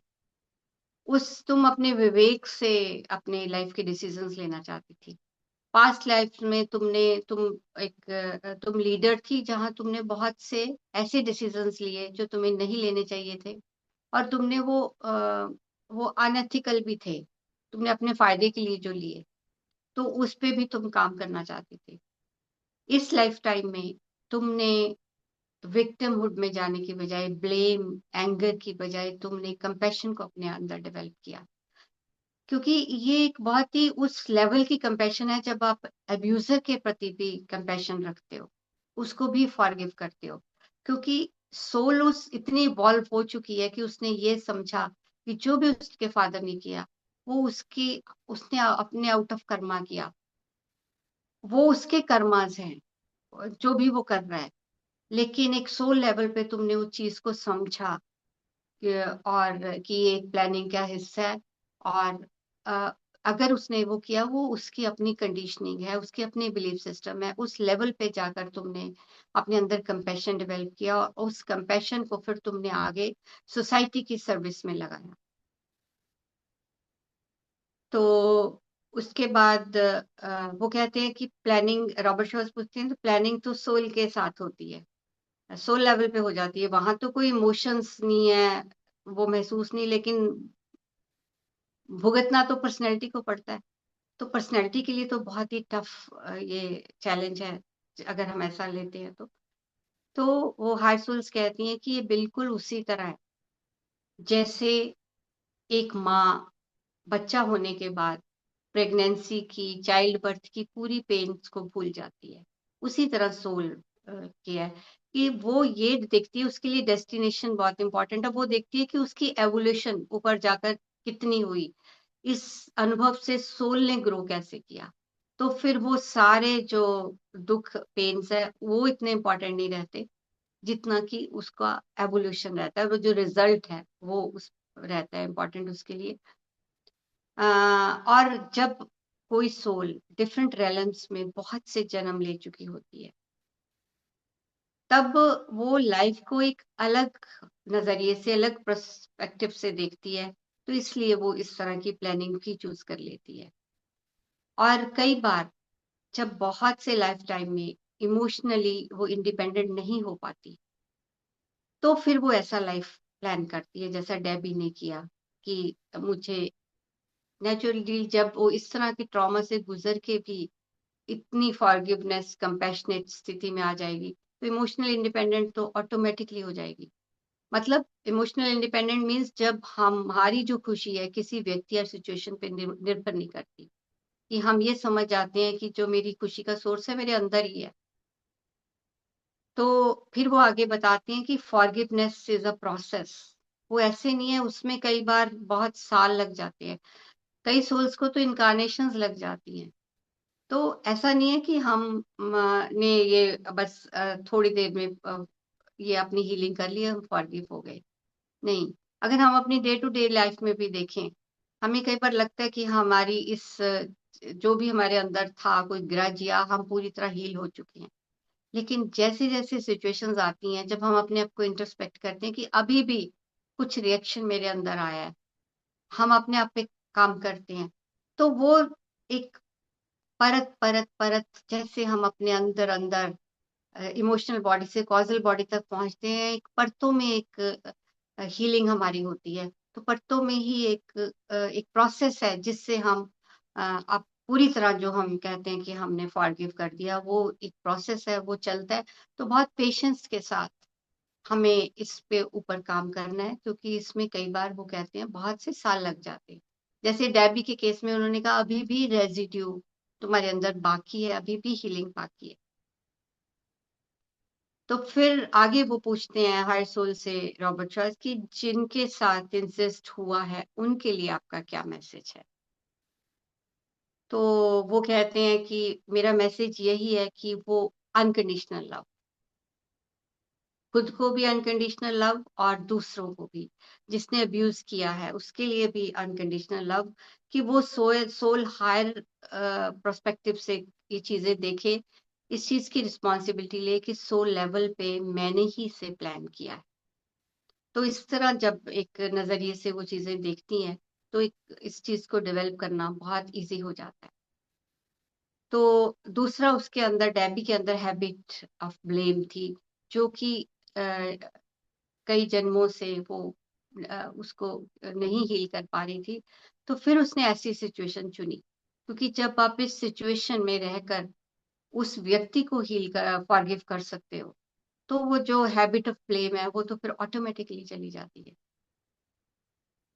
अगर हम भी अपनी डे टू डे लाइफ में देखें, तो अगर हम हमारे साथ कुछ भी छोटी मोटी भी घटना होती है, तो हम उस सिचुएशन पे या उस व्यक्ति पे वो रिस्पॉन्सिबिलिटी डाल देते हैं। तो ये नहीं करना, इस तरह उन्होंने गाइड किया। और फिर कंपैशन खुद के लिए भी और अब्यूजर के लिए भी। कई बार सेल्फ फॉरगिव करना भी उतना इम्पोर्टेंट है। हम खुद को फॉरगिव नहीं कर पाते। जैसे अगर हमें गुस्सा आ गया, तो हम खुद को इतना जज करते हैं कि बार बार मुझे आ रहा है, मैं इतनी देर से मेडिटेट कर रही हूँ, अभी भी मेरे अंदर जेलसी आ रही है। तो हम ये कहते हैं मुझे ये नहीं करना, अभी मुझे अब गुस्सा नहीं करना। तो इनडायरेक्टली तो हम उस थॉट को एनर्जी दे रहे हैं। हम अपने लिए भी वैसे ही कंपैशन रखें कि मैं भी तो अपने अपनी अपब्रिंगिंग के कारण, या इसके भी तो कोई कारण हो सकते हैं। तो मैं भी तो मेरी भी तो कंडीशनिंग हुई हुई है। अगर हम उस तरह की कंपैशन अपने साथ रखते हैं कि मुझे इस पे काम करना है, लेकिन अपने आप को जज नहीं करते और आगे बढ़ते हैं, तो वो अपने लिए रखना खुद का कंपैशन भी जरूरी है। फिर वो आगे बोलते हैं कि हमें अपनी इम्पल्सिस पे भी कंट्रोल करना चाहिए। अ, एक वो इस यहाँ पे बताते हैं कि कोई भी अपनी इम्पल्स को ऐसे कंट्रोल कर सकता है कि जैसे अगर उसे बहुत प्यास लगी है, तो अपने मुंह में पानी रखे, पानी को अपने अंदर घुमाए। वो एक अर्ज होगी पानी पीने की, क्योंकि प्यास बहुत लगी है, लेकिन उसको पिए नहीं। तो इस तरह इस टेक्निक से वो कहते हैं कि हम अपनी इम्पल्सिस को कंट्रोल कर सकते हैं। अगर हम अपनी डेली लाइफ में भी देखें कि कई बार इतनी इम्पल्स होती है कि इसको हार्श शब्द बोल दूं, जो कहा पलट के जवाब दे दूं। लेकिन अगर उस वक्त, वो कहते हैं हमें ये सीखना है कि अगर हमें कहीं ना कहना है तो ना तो कहना ही है, बट कंपैशन के साथ, आउट ऑफ लव, कैसे हमने ना कहना है। तो छोटी छोटी सिचुएशंस में जब हम अपने इम्पल्स को कंट्रोल करना सीखते हैं, तो धीरे धीरे बड़ी सिचुएशंस में भी हम हमारा अपने इमोशंस पे कंट्रोल आ जाता है, और चीजों को लेट गो करना बहुत आसान होता है। और अगर हमें किसी इमोशन को रिलीज करना है तो हम अवेयरनेस के साथ ही उसे रिलीज कर सकते हैं। क्योंकि अगर हम ऐसा नहीं करते तो जो भी इमोशंस हमारे कॉन्शियस माइंड में हमारे सबकॉन्शियस माइंड में चली जाती है, और फिर यही इमोशंस इलनेस के रूप में बाहर आती हैं। तो आखिर में वो यही कह रहे हैं कि अगर हमें इस प्लेनेट को सर्व करना है तो हमें अपने आप को, सबसे बड़ी सर्विस ये है कि हम अपने ऊपर काम करें, हम अपनी हीलिंग करें। क्योंकि जो सारा प्रोसेस हमारे इनकारनेशन का है वो अपने आप को हील करना और अपनी होलनेस को महसूस करना, रियलाइज करना ही है। हम अपने आप में पूर्ण है, संपूर्ण है, कंप्लीट है, लेकिन हम उस चीज को भूल चुके हैं। उस चीज को रियलाइज करना ही ये सारी जर्नी है। और जब हम अपने आप को क्योर करते हैं, क्योंकि हम एनर्जेटिकली अपने उस हायर सेल्फ से, हमारा सबकॉन्शियस माइंड उस पूरे यूनिवर्स से कनेक्टेड ही है। तो जब हम अपने आप को हील करते हैं वो वाइब्रेशन पूरी यूनिवर्स में जाती है, तो पूरा प्लेनेट, पूरी यूनिवर्स ही हील होती है। तो उसके लिए जो टेक अवे है इस केस स्टडी से यही है कि forgiveness and love unconditionally. Forgive दूसरों को भी करना है और खुद को भी करना है, और प्यार लोगों को भी अनकंडीशनली और खुद को भी अनकंडीशनली करना है। तभी हम ऐसा कर सकते हैं। तो उसी के लिए पत्री सर ने जो हमें 3 टूल्स दिए हैं, ध्यान, ध्यान से हम अपनी ऊर्जा को बढ़ाएंगे। स्वाध्याय, जो कि स्पिरिचुअल बुक्स को पढ़ना, और स्वाध्याय स्वयं का अध्ययन भी करना, कि जब तक हम अपने ऊपर काम नहीं करते तो वो सारी चीजें व्यर्थ है। तो ध्यान से हमें ऊर्जा मिलती है, स्वाध्याय से हमें डायरेक्शन मिलती है कि हम उस ऊर्जा को कहाँ पे हमें किस डायरेक्शन में लगाना है। और सज्जन सानिध्य, जिस पे पत्नी सर ने सबसे ज्यादा जोर दिया है, जो हम जूम सेशंस के माध्यम से भी करते हैं, फिजिकली भी करते हैं, कि बार बार हम सब सबकॉन्शियस माइंड से चलने वाले लोग हैं। तो बार बार एक नॉक होना जरूरी है कॉन्शियस माइंड पे। तो वो हमें, जब हम बार बार दूसरों के एक्सपीरियंस सुनते हैं, अपने एक्सपीरियंस सुनाते हैं, कि उतना खुद हम हर अनुभव को लेने बैठेंगे तो हम, जिंदगी बहुत छोटी है, तो हम दूसरों के अनुभव से भी सीखते हैं। तो इसके लिए ये तीनों चीजें जो बहुत जरूरी है, और रितु जी इस प्लेटफॉर्म से ये तीनों चीजें बहुत बखूबी से कर रही हैं। तो एक बहुत ही ग्रेटिट्यूड के साथ मैं इस सेशन को विराम देती हूँ। Thank you so much. Thank you Leena ma'am. Wonderful session, बहुत अच्छा विजडम, इतना जो हमारा आज का सेंसिटिव सा टॉपिक है, यस, और उसको बहुत ब्यूटीफुल और इजी तरीके से आपने सबको समझाया। Thank you so much. और एट द एंड यही है कि फॉरगिवनेस एंड जो हमारा लव है वो तो बहुत इम्पोर्टेंट टूल है हर सोल के लिए, तो वो सेल्फ लव से ही स्टार्ट होता है, तो ज़रूरी है। So thank you once again. Yes masters, आप लोगों के जो भी कोई प्रश्न हैं आज के सेशन से रिलेटेड, तो आप लोग अपना हैंड रेज कीजिए, हम यहाँ पर एड्रेस करेंगे उनको डेफिनेटली। और शेयरिंग भी कीजिए, बिकॉज वो भी हमारा एक जो इम्पोर्टेंट टूल है हमारा, सज्जन सांगत्य उसमें ही आता है, राइट। आपसे आज मैं फर्स्ट टाइम मिल रही हूँ लीना मैम, इस प्लेटफॉर्म के थ्रू, बहुत अच्छा लगा आपसे मिलकर मुझे। थैंक बिल्कुल सेम हियर रितु जी। मैंने आपको यूट्यूब में ही सुना है, और बट हाँ, ये सेशन हमको देखिए, ये बुक हमको कैसे कनेक्ट करके लेकर आया है साथ में, इट्स अमेजिंग। सो बिल्कुल बिल्कुल। Don't hesitate friends, hand raise कर सकते हैं आप लोग, आपके जो भी शेयरिंग है, जो भी प्रश्न है वो आप बता सकते हैं। यस, आज हमारे साथ बहुत दिनों के बाद रमेश मैम ने ज्वाइन किया है, so I like. Ramesh ma'am अपन म्यूट करके कुछ बात करें। ये हमारे साथ हमारे सेशन के डे वन से हमारे साथ में है। Hello doctor Ritu. Hello Ramesh ma'am, कैसे हैं आप? मैं बहुत देर दी बीमार पड़ी हूँ। ओ ओ ओ ओ ओ। ठीक है। यस। अब आई ठीक हो हैव जाएंगे। Long long time I have pneumonia is not getting better. You will feel better. So how is today session? कैसा लगा आज का सेशन? सुना? अच्छा लगा पर आई एम इन क्या? The middle. क्या? Okay okay okay. ठीक है। Like I miss so many days. हम्म हम्म हम्म हम्म। या पर बहुत अच्छा लगा, इन्होंने बहुत अच्छी तरह एक्सप्लेन किया। But one thing I want you to please explain to me how we forgive ourselves. Self forgiveness. हाँ, देखिए, ये वैसा वर्षा ही है। जब हाँ। अगर आप दूसरों को अगर हम सपोज दूसरों को जज करते हैं, दूसरों के लिए जजमेंट कम करेंगे तो ऑटोमेटिकली हमारे लिए जजमेंट कम हो जाती है। एग्जाम्पल दे रही हूँ, अगर हम खुद को जज करना कम करते हैं ऑटोमेटिकली दूसरों के लिए जजमेंट हम कम कर देंगे। तो फॉरगिव अपने आप को भी ऐसे ही देखना है कि जैसे अगर आपका बच्चा कोई गलती कर दे तो आप Yes. अपने बच्चे को किस तरह देखती हैं? तो हम उसे हग करेंगे, उसे प्यार से कहेंगे कोई बात नहीं, गलती होगी, आगे से ऐसे मत करना। लेकिन Yeah. हम अपने लिए बहुत हार्श हो जाते हैं। तो हम देखें हमारे अंदर भी तो वो बच्चा है, हम उसे भी उसी कंपैशन के साथ ट्रीट करें जैसे हम अपने बच्चे को करते हैं। और जो भी ठीक है। हम फील कर रहे हैं, हाँ, उस इमोशन को फ्रीली फील होने दें। और अपने आप को तो इस तरह धीरे धीरे करके, और ये सेल्फ लव भी एक प्रोसेस है, ये भी एकदम से ऐसे नहीं आता। जैसे आपने अपनी बोला ना, इमोशंस सिकनेस बन जाती है, ऐसी बिल्कुल। कोई मेरी इमोशंस है जो सिकनेस बनी पड़ी है। और सेल्फ लव का मतलब है अपनी हर इमोशन को स्वीकार करना।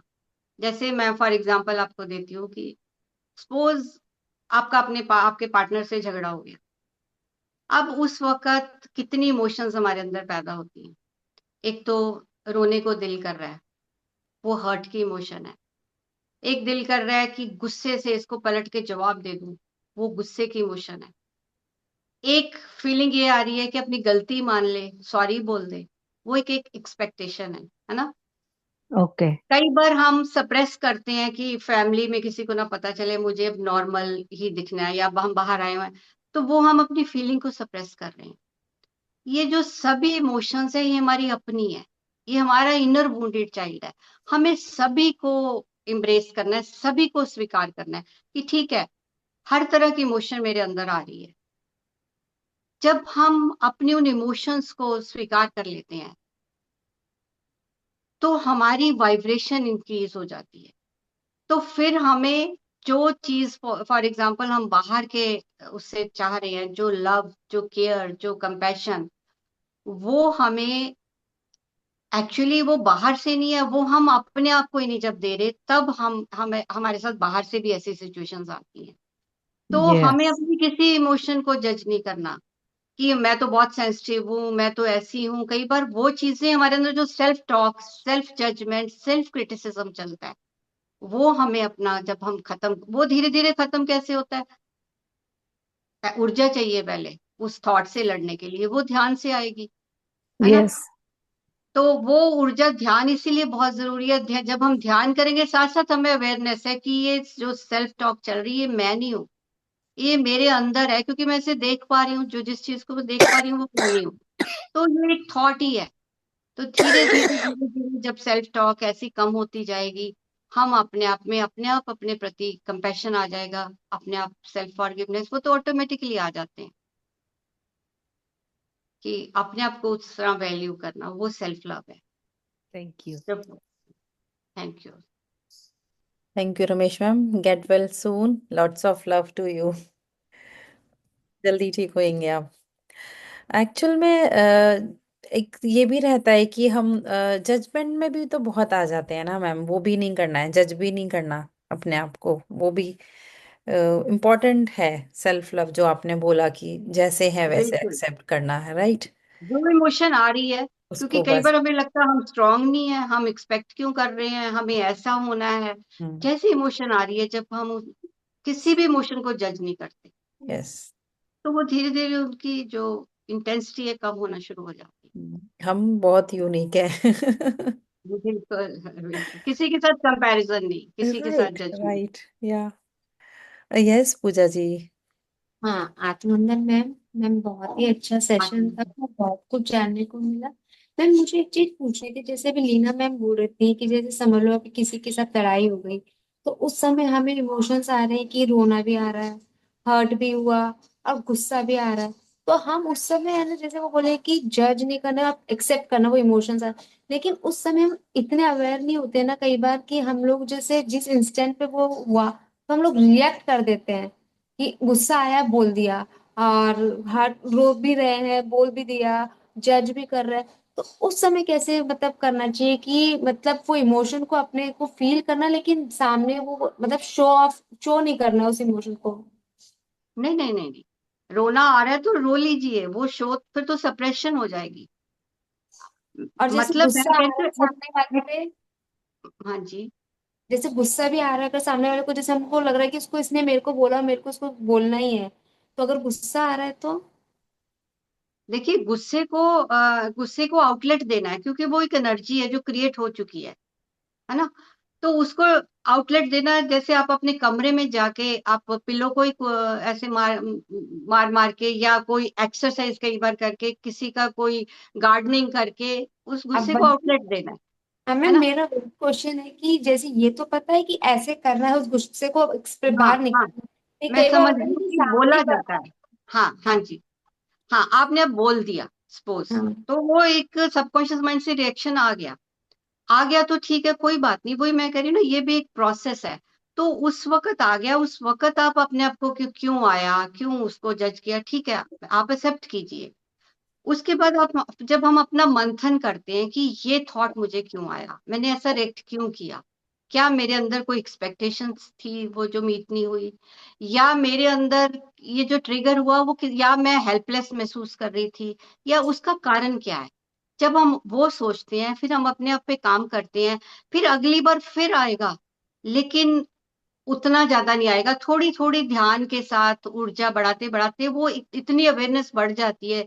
वो एक प्रोसेस है, एकदम से ऐसा नहीं होगा। लेकिन पहला स्टेप यही है कि अगर हम अवेयर हो गए कि मुझे ऐसे नहीं करना, मुझे वो रिस्पॉन्सिबिलिटी लेनी है कि अगर मेरे अंदर ट्रिगर हो रहा है तो वो मेरी रिस्पॉन्सिबिलिटी है। क्योंकि एक सिचुएशन में दो व्यक्ति अलग अलग रिस्पॉन्स करते हैं, है ना। सिचुएशन बात चाहे सेम ही कही हो, तो वो जो मेरा ट्रिगर है तो कहीं ना कहीं मुझे वो हील करना है। तो जब ये पहला स्टेप तो वहीं से आपने उठा लिया, फिर बाकी ये धीरे धीरे धीरे धीरे ये होता है, ये एकदम से नहीं होगा। बात ये है कि हम अवेयर हैं, हमें अपनी अवेयरनेस को बढ़ाना है, वही तो ये जर्नी है सारी। मैम एक क्वेश्चन हो रहा है कि जनरली क्या होता है, जैसे कई बार होता है ना हम बच्चों को कुछ बोलते हैं, बच्चे लोग एकदम से गुस्सा करते हैं, फिर ऐसा पेरेंट्स हम लोग बोल देते हैं कि गुस्सा क्यों आ रहा है, तुमको इस चीज को प्यार से भी बोल सकता था। तो हमें ये नहीं बोलना चाहिए कि बच्चे को गुस्सा क्यों आ रहा है, तुमने गुस्सा क्यों किया, प्यार से बोलो। हाँ, बिल्कुल भी नहीं, बिल्कुल भी नहीं। देखिए पहली बात तो बच्चा गुस्सा करना सीखता कहाँ से है, उसने कहाँ से ऐसा सीखा, उसने हम्म। कहीं ना कहीं घर में पेरेंट्स को देखा होगा ना। तो रिस्पॉन्सिबिलिटी तो हमारी बनती है। बच्चे देखने से नहीं, बच्चे कानों से नहीं, आंखों से देख के सीखते हैं, वो वॉच जो करते हैं वही सीखते हैं। तो सबसे पहले तो हमें उनसे कैसा बिहेवियर चाहिए, हम वैसा बिहेवियर अपने आप में लाके दिखाएं, वो ऑटोमेटिकली उसे सबकॉन्शियसली वो कर लेगा, एब्जॉर्ब कर लेगा। तो लेकिन अगर बच्चे को गुस्सा आ भी रहा है, तो उसे उस प्यार से कि वो तो भी उसे हम बचपन से ही हम कहते हैं, जैसे हम कहते हैं लड़के रोते नहीं है, या गुस्सा करना बहुत गलत है, नहीं। उसे ये समझाया जाए कि एक इमोशन है, सब में आती है, मुझे भी आता है, लेकिन इसको रिलीज करने का ये तरीका है। इसका मतलब ये नहीं है कि आप, या मुझे आपने जो बिहेव किया, आपने जैसे, मुझे बिल्कुल पसंद नहीं आया, आपको ऐसे कर, आप ऐसे बोलते तो मुझे अच्छा लगता, है ना। एक प्यार से, एक कंपैशन से ही हम बच्चों को ट्रीट कर सकते हैं। लेकिन सबसे पहला स्टेप यही है कि वो जैसा हमें देखेंगे, से पहले हमें ही बदलना है, बच्चे ऑटोमेटिकली बदल जाएंगे। तो इमोशंस को रिलीज करने देना चाहिए। कई बार होता है, एकदम चुप हो जाओ, रोना नहीं है, नहीं। वो उसे फिर वो ऐसे ही सीख जाता है, वही उस चीज को दबा लेता है। ले- जितना वो टेंट्रम करता है करने दे, आप उसको जाके एक हग ही कर लो, उसको प्यार कर लो, उसको, उसी में बच्चा तो शांत हो जाता है। मैम लेकिन हम जैसे ये ना कहें कि ये गलत है जो तुम फील कर रहे हो।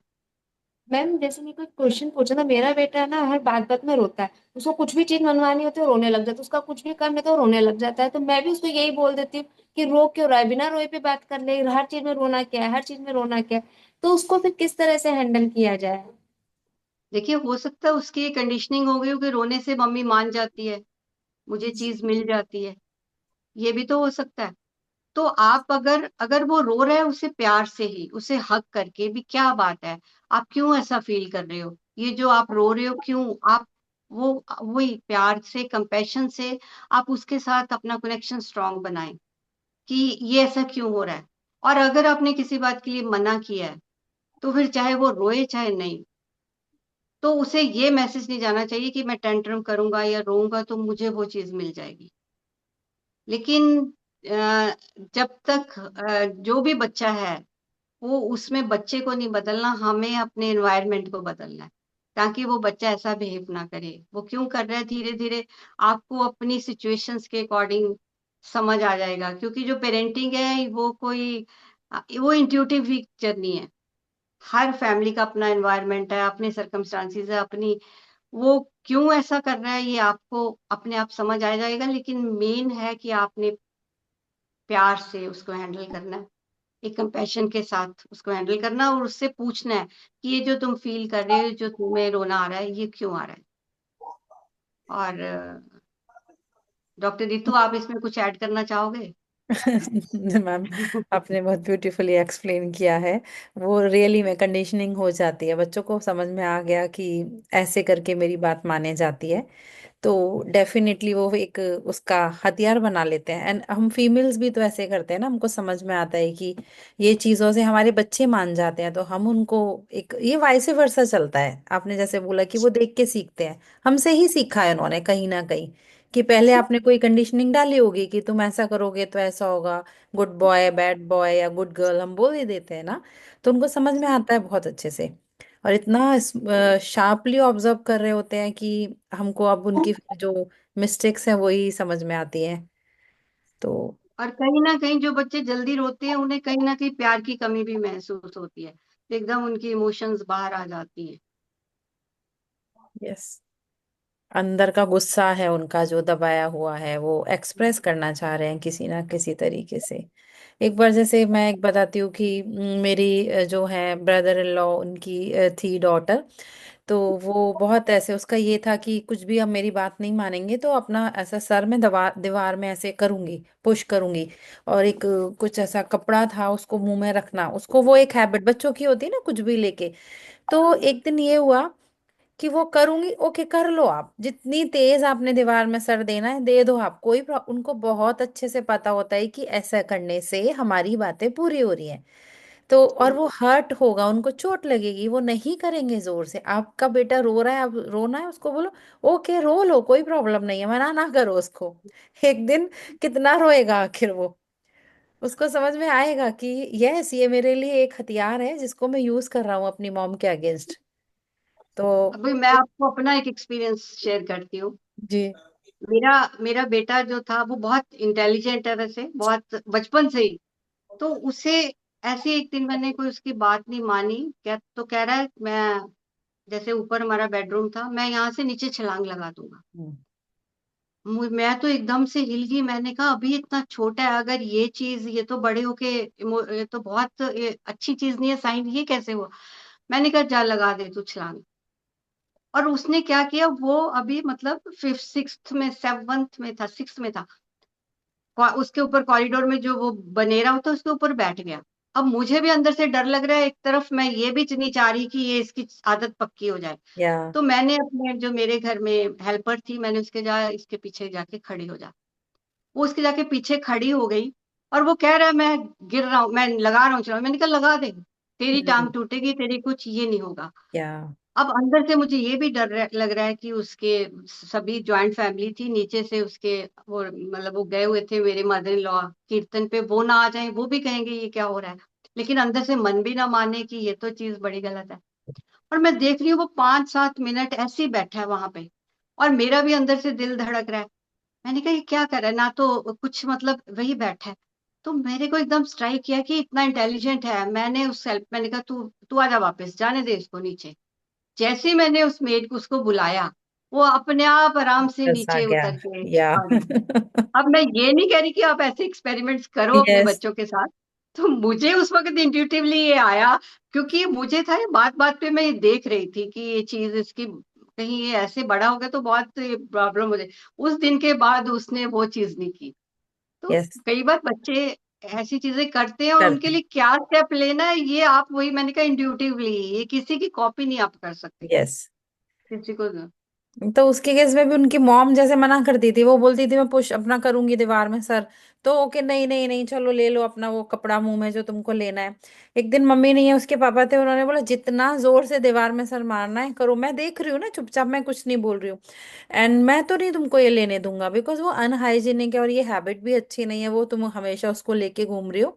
देन उसको समझ में आ गया, उसने वो एक बार दो बार धीरे धीरे करी, अपने आप चुप हो गई, वो कुछ नहीं किया उसने।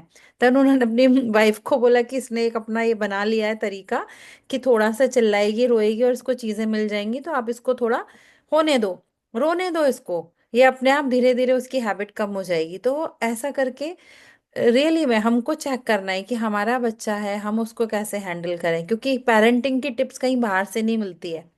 वो हमारी खुद का बच्चा है, हम हैं उसके पेरेंट, हम जान सकते हैं कि क्या एग्जैक्टली उसकी नीड है और क्या हमने उसकी कैसे परवरिश की है। तो कहीं ना कहीं हमें अपने ऊपर चेक करने की जरूरत है। और जॉइंट फैमिलीज में स्पेशली बच्चों को पता चलता है कि दादी चिल्लाएगी या दादा, वो ऐसा वाला चीज है ना, तो वो और ज्यादा करते हैं कि मम्मी को जोर से कोई बात करने के लिए मना किया जाता है, तो वो भी बहुत करते हैं। तो चेक करें कि आपका क्या है एग्जैक्टली रिक्वायरमेंट और उस बच्चे का क्या है, तो मेन होगा। हाँ, ये कुछ रियली में कोई ऐसे लेसन नहीं है कि बोल दिया कि ये वाली टिप आप उधर ले दीजिए, ये इसका आंसर है। सही है बिल्कुल। Thank you. Yes Indira ji, unmute कीजिए। मैम क्वेश्चंस ले सकते हैं ना हम लोग, यू हैव टाइम। जी। जी लेना मैम, या नमस्कार मैम, इंदिरा कौशिक चंडीगढ़ से। नमस्कार जी। बहुत अच्छा लगा आपसे बड़े दिनों बाद रूबरू होके। बहुत अच्छा सा लेसन था, बहुत अच्छा सेशन था, बहुत मतलब एकदम डीप ऐसे लग रहा था कि आप बोलते जाएं और हम सुनते जाएं। क्वेश्चन मेरा ऐसा कोई भी नहीं है। डॉक्टर रितु एक से एक बढ़ के सेशंस लेके आ रही हैं ना, थैंक यू सो मच। आप अभी डिस्कस कर रहे थे ना बच्चों के बारे में, तो मेरा भी एक ऐसा एक्सपीरियंस है। मेरे 3 बच्चे हैं, तो जो मेरी बीच वाली बेटी है, उसको जब भी हम कुछ कहते थे ना, तो वो ऐसे गला फाड़ के रोने शुरू कर देती थी। हम फर्स्ट फ्लोर पे रहते थे, ऐसे मतलब मोहल्ले को भी सुनाई दे रहा है। तो बाद में आना, मेरी सिस्टर लॉ साथ में थी, तो सिस्टर लॉ ले जाती, अच्छा मम्मा ने ऐसे कहा, तुझे ऐसे कहा। मैंने उसकी एनर्जी को शिफ्ट किया धीरे धीरे। मैंने क्या किया, उसको ना डायरीज और कॉपीज दे दी लिखने के लिए।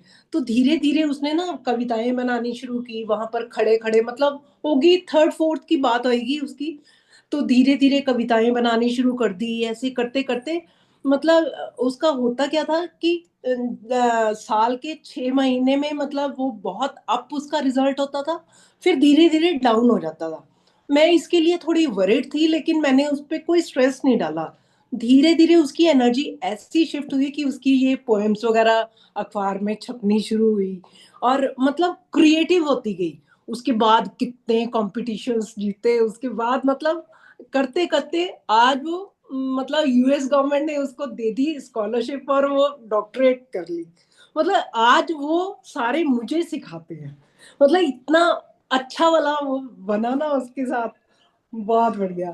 Thank you so much doctor Ritu, thank you so much thank ma'am. You thank you जी, थैंक यू। ये बहुत इंपॉर्टेंट है कि हम बच्चों की एनर्जीज को चैनलाइज करें पॉजिटिव वे में। Yes, thank you. Yes Nidhi ji. आत्मा बंधन मैम। थैंक यू रितु जी, आपके थ्रू मैं कितने मास्टर्स से मिल रही हूँ। लीना मैम, मैंने आपकी रुक्मणी डॉन ऑफ टर्निंग वो मैंने सुना था पीएमसी में।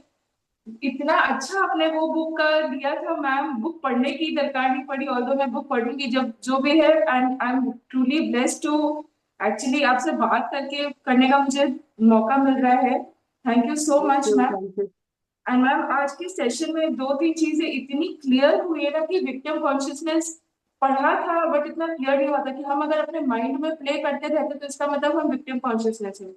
और ये चीज भी बहुत क्लियर आज समझ में आया कि एक्सेप्ट करना एक अलग बात, जैसे लगता है ना कि ये लाइफ एक्सपीरियंस है तो होने दो, नहीं इससे निकलना भी एक लेसन है। जैसे अगर हम फॉरगिवनेस सीखने के लिए आते हैं तो हमारे पास इस तरह के चैलेंजेस होते हैं कि जहाँ हम सीखे, लेकिन अगर उसको सीखा ही नहीं तो वो तो अनलर्न लेसन हो गया। ये चीज आज मेरा बहुत बहुत क्लियर हुआ मैम, बहुत क्लियर हुआ। Thank you so much. एक एक बस मैं ऑल्दो मुझे लगता है मैं समझी हूँ, मैं बस आपसे एक वो रीअश्योर करना चाह रही थी कि जैसे उस केस में आपने बताया कि उसने रिवेंज के, जब उसके फादर वो ब्रॉथल के जो वो थे कि एक लड़की से प्यार करते थे बट वो हेड जो थी वो नहीं मान रही थी तो वो मर गए थे और वो रिवेंज वाला लेके गए थे। तो अगर हम उस केस में ये लेके जाए कि चलो ठीक है ये मेरे लाइफ का ये लेसन था वो कंप्लीट हो गया, अगर हम उस एनर्जी को लेके ना जाए तो फिर तो कहीं कुछ करना ही नहीं बनेंगे, कुछ हील करने का कुछ नहीं है मैम। हाँ, अगर इतनी अवेयरनेस सोल में है कि वो फॉरगिव करके जाए, तो फिर तो वो उसने तभी तो कह रही जो अब्यूजर है उसको भी सेल्फ फॉरगिवनेस, वो अपने आप को भी फॉरगिव करके जाए ताकि आगे ऐसे कर्मा ना बनाए।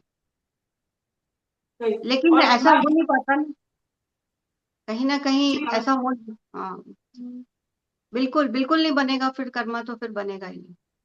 और मान के चलिए अगर कोई मतलब आज मेरे साथ अगर कुछ हुआ मैं मन में लेके जा रही हूँ कि या कोई अब्यूसर है, मतलब चाहे कोई भी एक्सपीरियंस हो, अगर हम उसको वही एज एन एक्सपीरियंस उसको ले लें उसके साथ जुड़े ना तो तब तो फिर हम उस चीज की एनर्जी लेके नहीं जा रहे तो हम अपने आगे की लाइफ हम उसी तरह से प्लान करेंगे। ठीक है मैंने कुछ गलत, अब जैसे तुलसीदास जी थे वो भी मरा मरा करते करते ना राम बोले, अगर वो मरा मरा वाली एनर्जी लेके जाते तो फिर हो सकता है वो नेक्स्ट इनकारनेशन में कुछ और प्लान करते, तब तो हमें रामायण शायद मिलती नहीं या जो भी। तो मतलब ठीक है मैंने बुरा किया वो मेरा जो भी था, बट अब मुझे उसको एक्सपीरियंस उसका अपोजिट एक्सपीरियंस नहीं करना, लेकिन मुझे आगे बढ़ना है तो मैं दुनिया को अच्छी चीजें दूं जो, तो उसमें तो फिर कोई कर्मा कोई हीलिंग का कुछ आएगा ही नहीं, मैं कुछ भी नेगेटिव लेके नहीं जाऊंगी। बिल्कुल यही स्थिति तक तो हमें पहुंचना है, ये सारी जर्नी इसमें है, जिसमें आप देखें कि ये एक प्ले चल रहा है रंगमंच पे।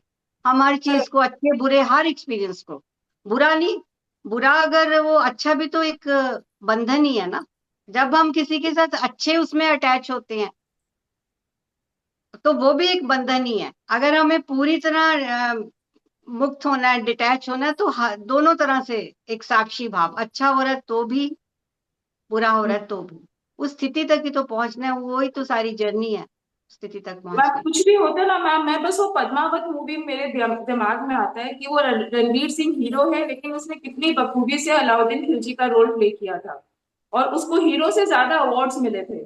तो मेरे दिमाग में यही आता है कुछ भी हो रहा होता ना कि अरे वो तो अभी इस लाइफ में ये कर रहा है, वो तो ये कैरेक्टर प्ले करने आया है, वो तो फिर ऊपर तो वो भी हम लोग एज फ्रेंड्स ही मिलेंगे, उसको तो बिल्कुल अच्छा बेस्ट विलेन का अवार्ड मिलेगा। तो मैं वैसे ही सोचती हूँ तो मुझे लगता है कि फिर तो ये कुछ भी नहीं है मैम, ये जो है एक्सपीरियंस है अपना यहीं पे हो गया, यहीं पे छोड़ दो पिक्चर खत्म, दूसरी पिक्चर चालू हो जाएगी फिर। बिल्कुल बिल्कुल। अगर हम थैंक यू हर मैम। स्थिति में ब्लिस में रहते हैं तो ऑटोमेटिकली हम उस स्थिति को पहुंच चुके हैं, है ना। इसका टेस्ट तो यही होगा ना कि अगर हमें कुछ भी अंदर से ट्रिगर नहीं कर रहा, हम उस आनंद में हैं, सच्चित आनंद जिसे हमें पाना है, तो नेचुरली वो मोक्ष ही है।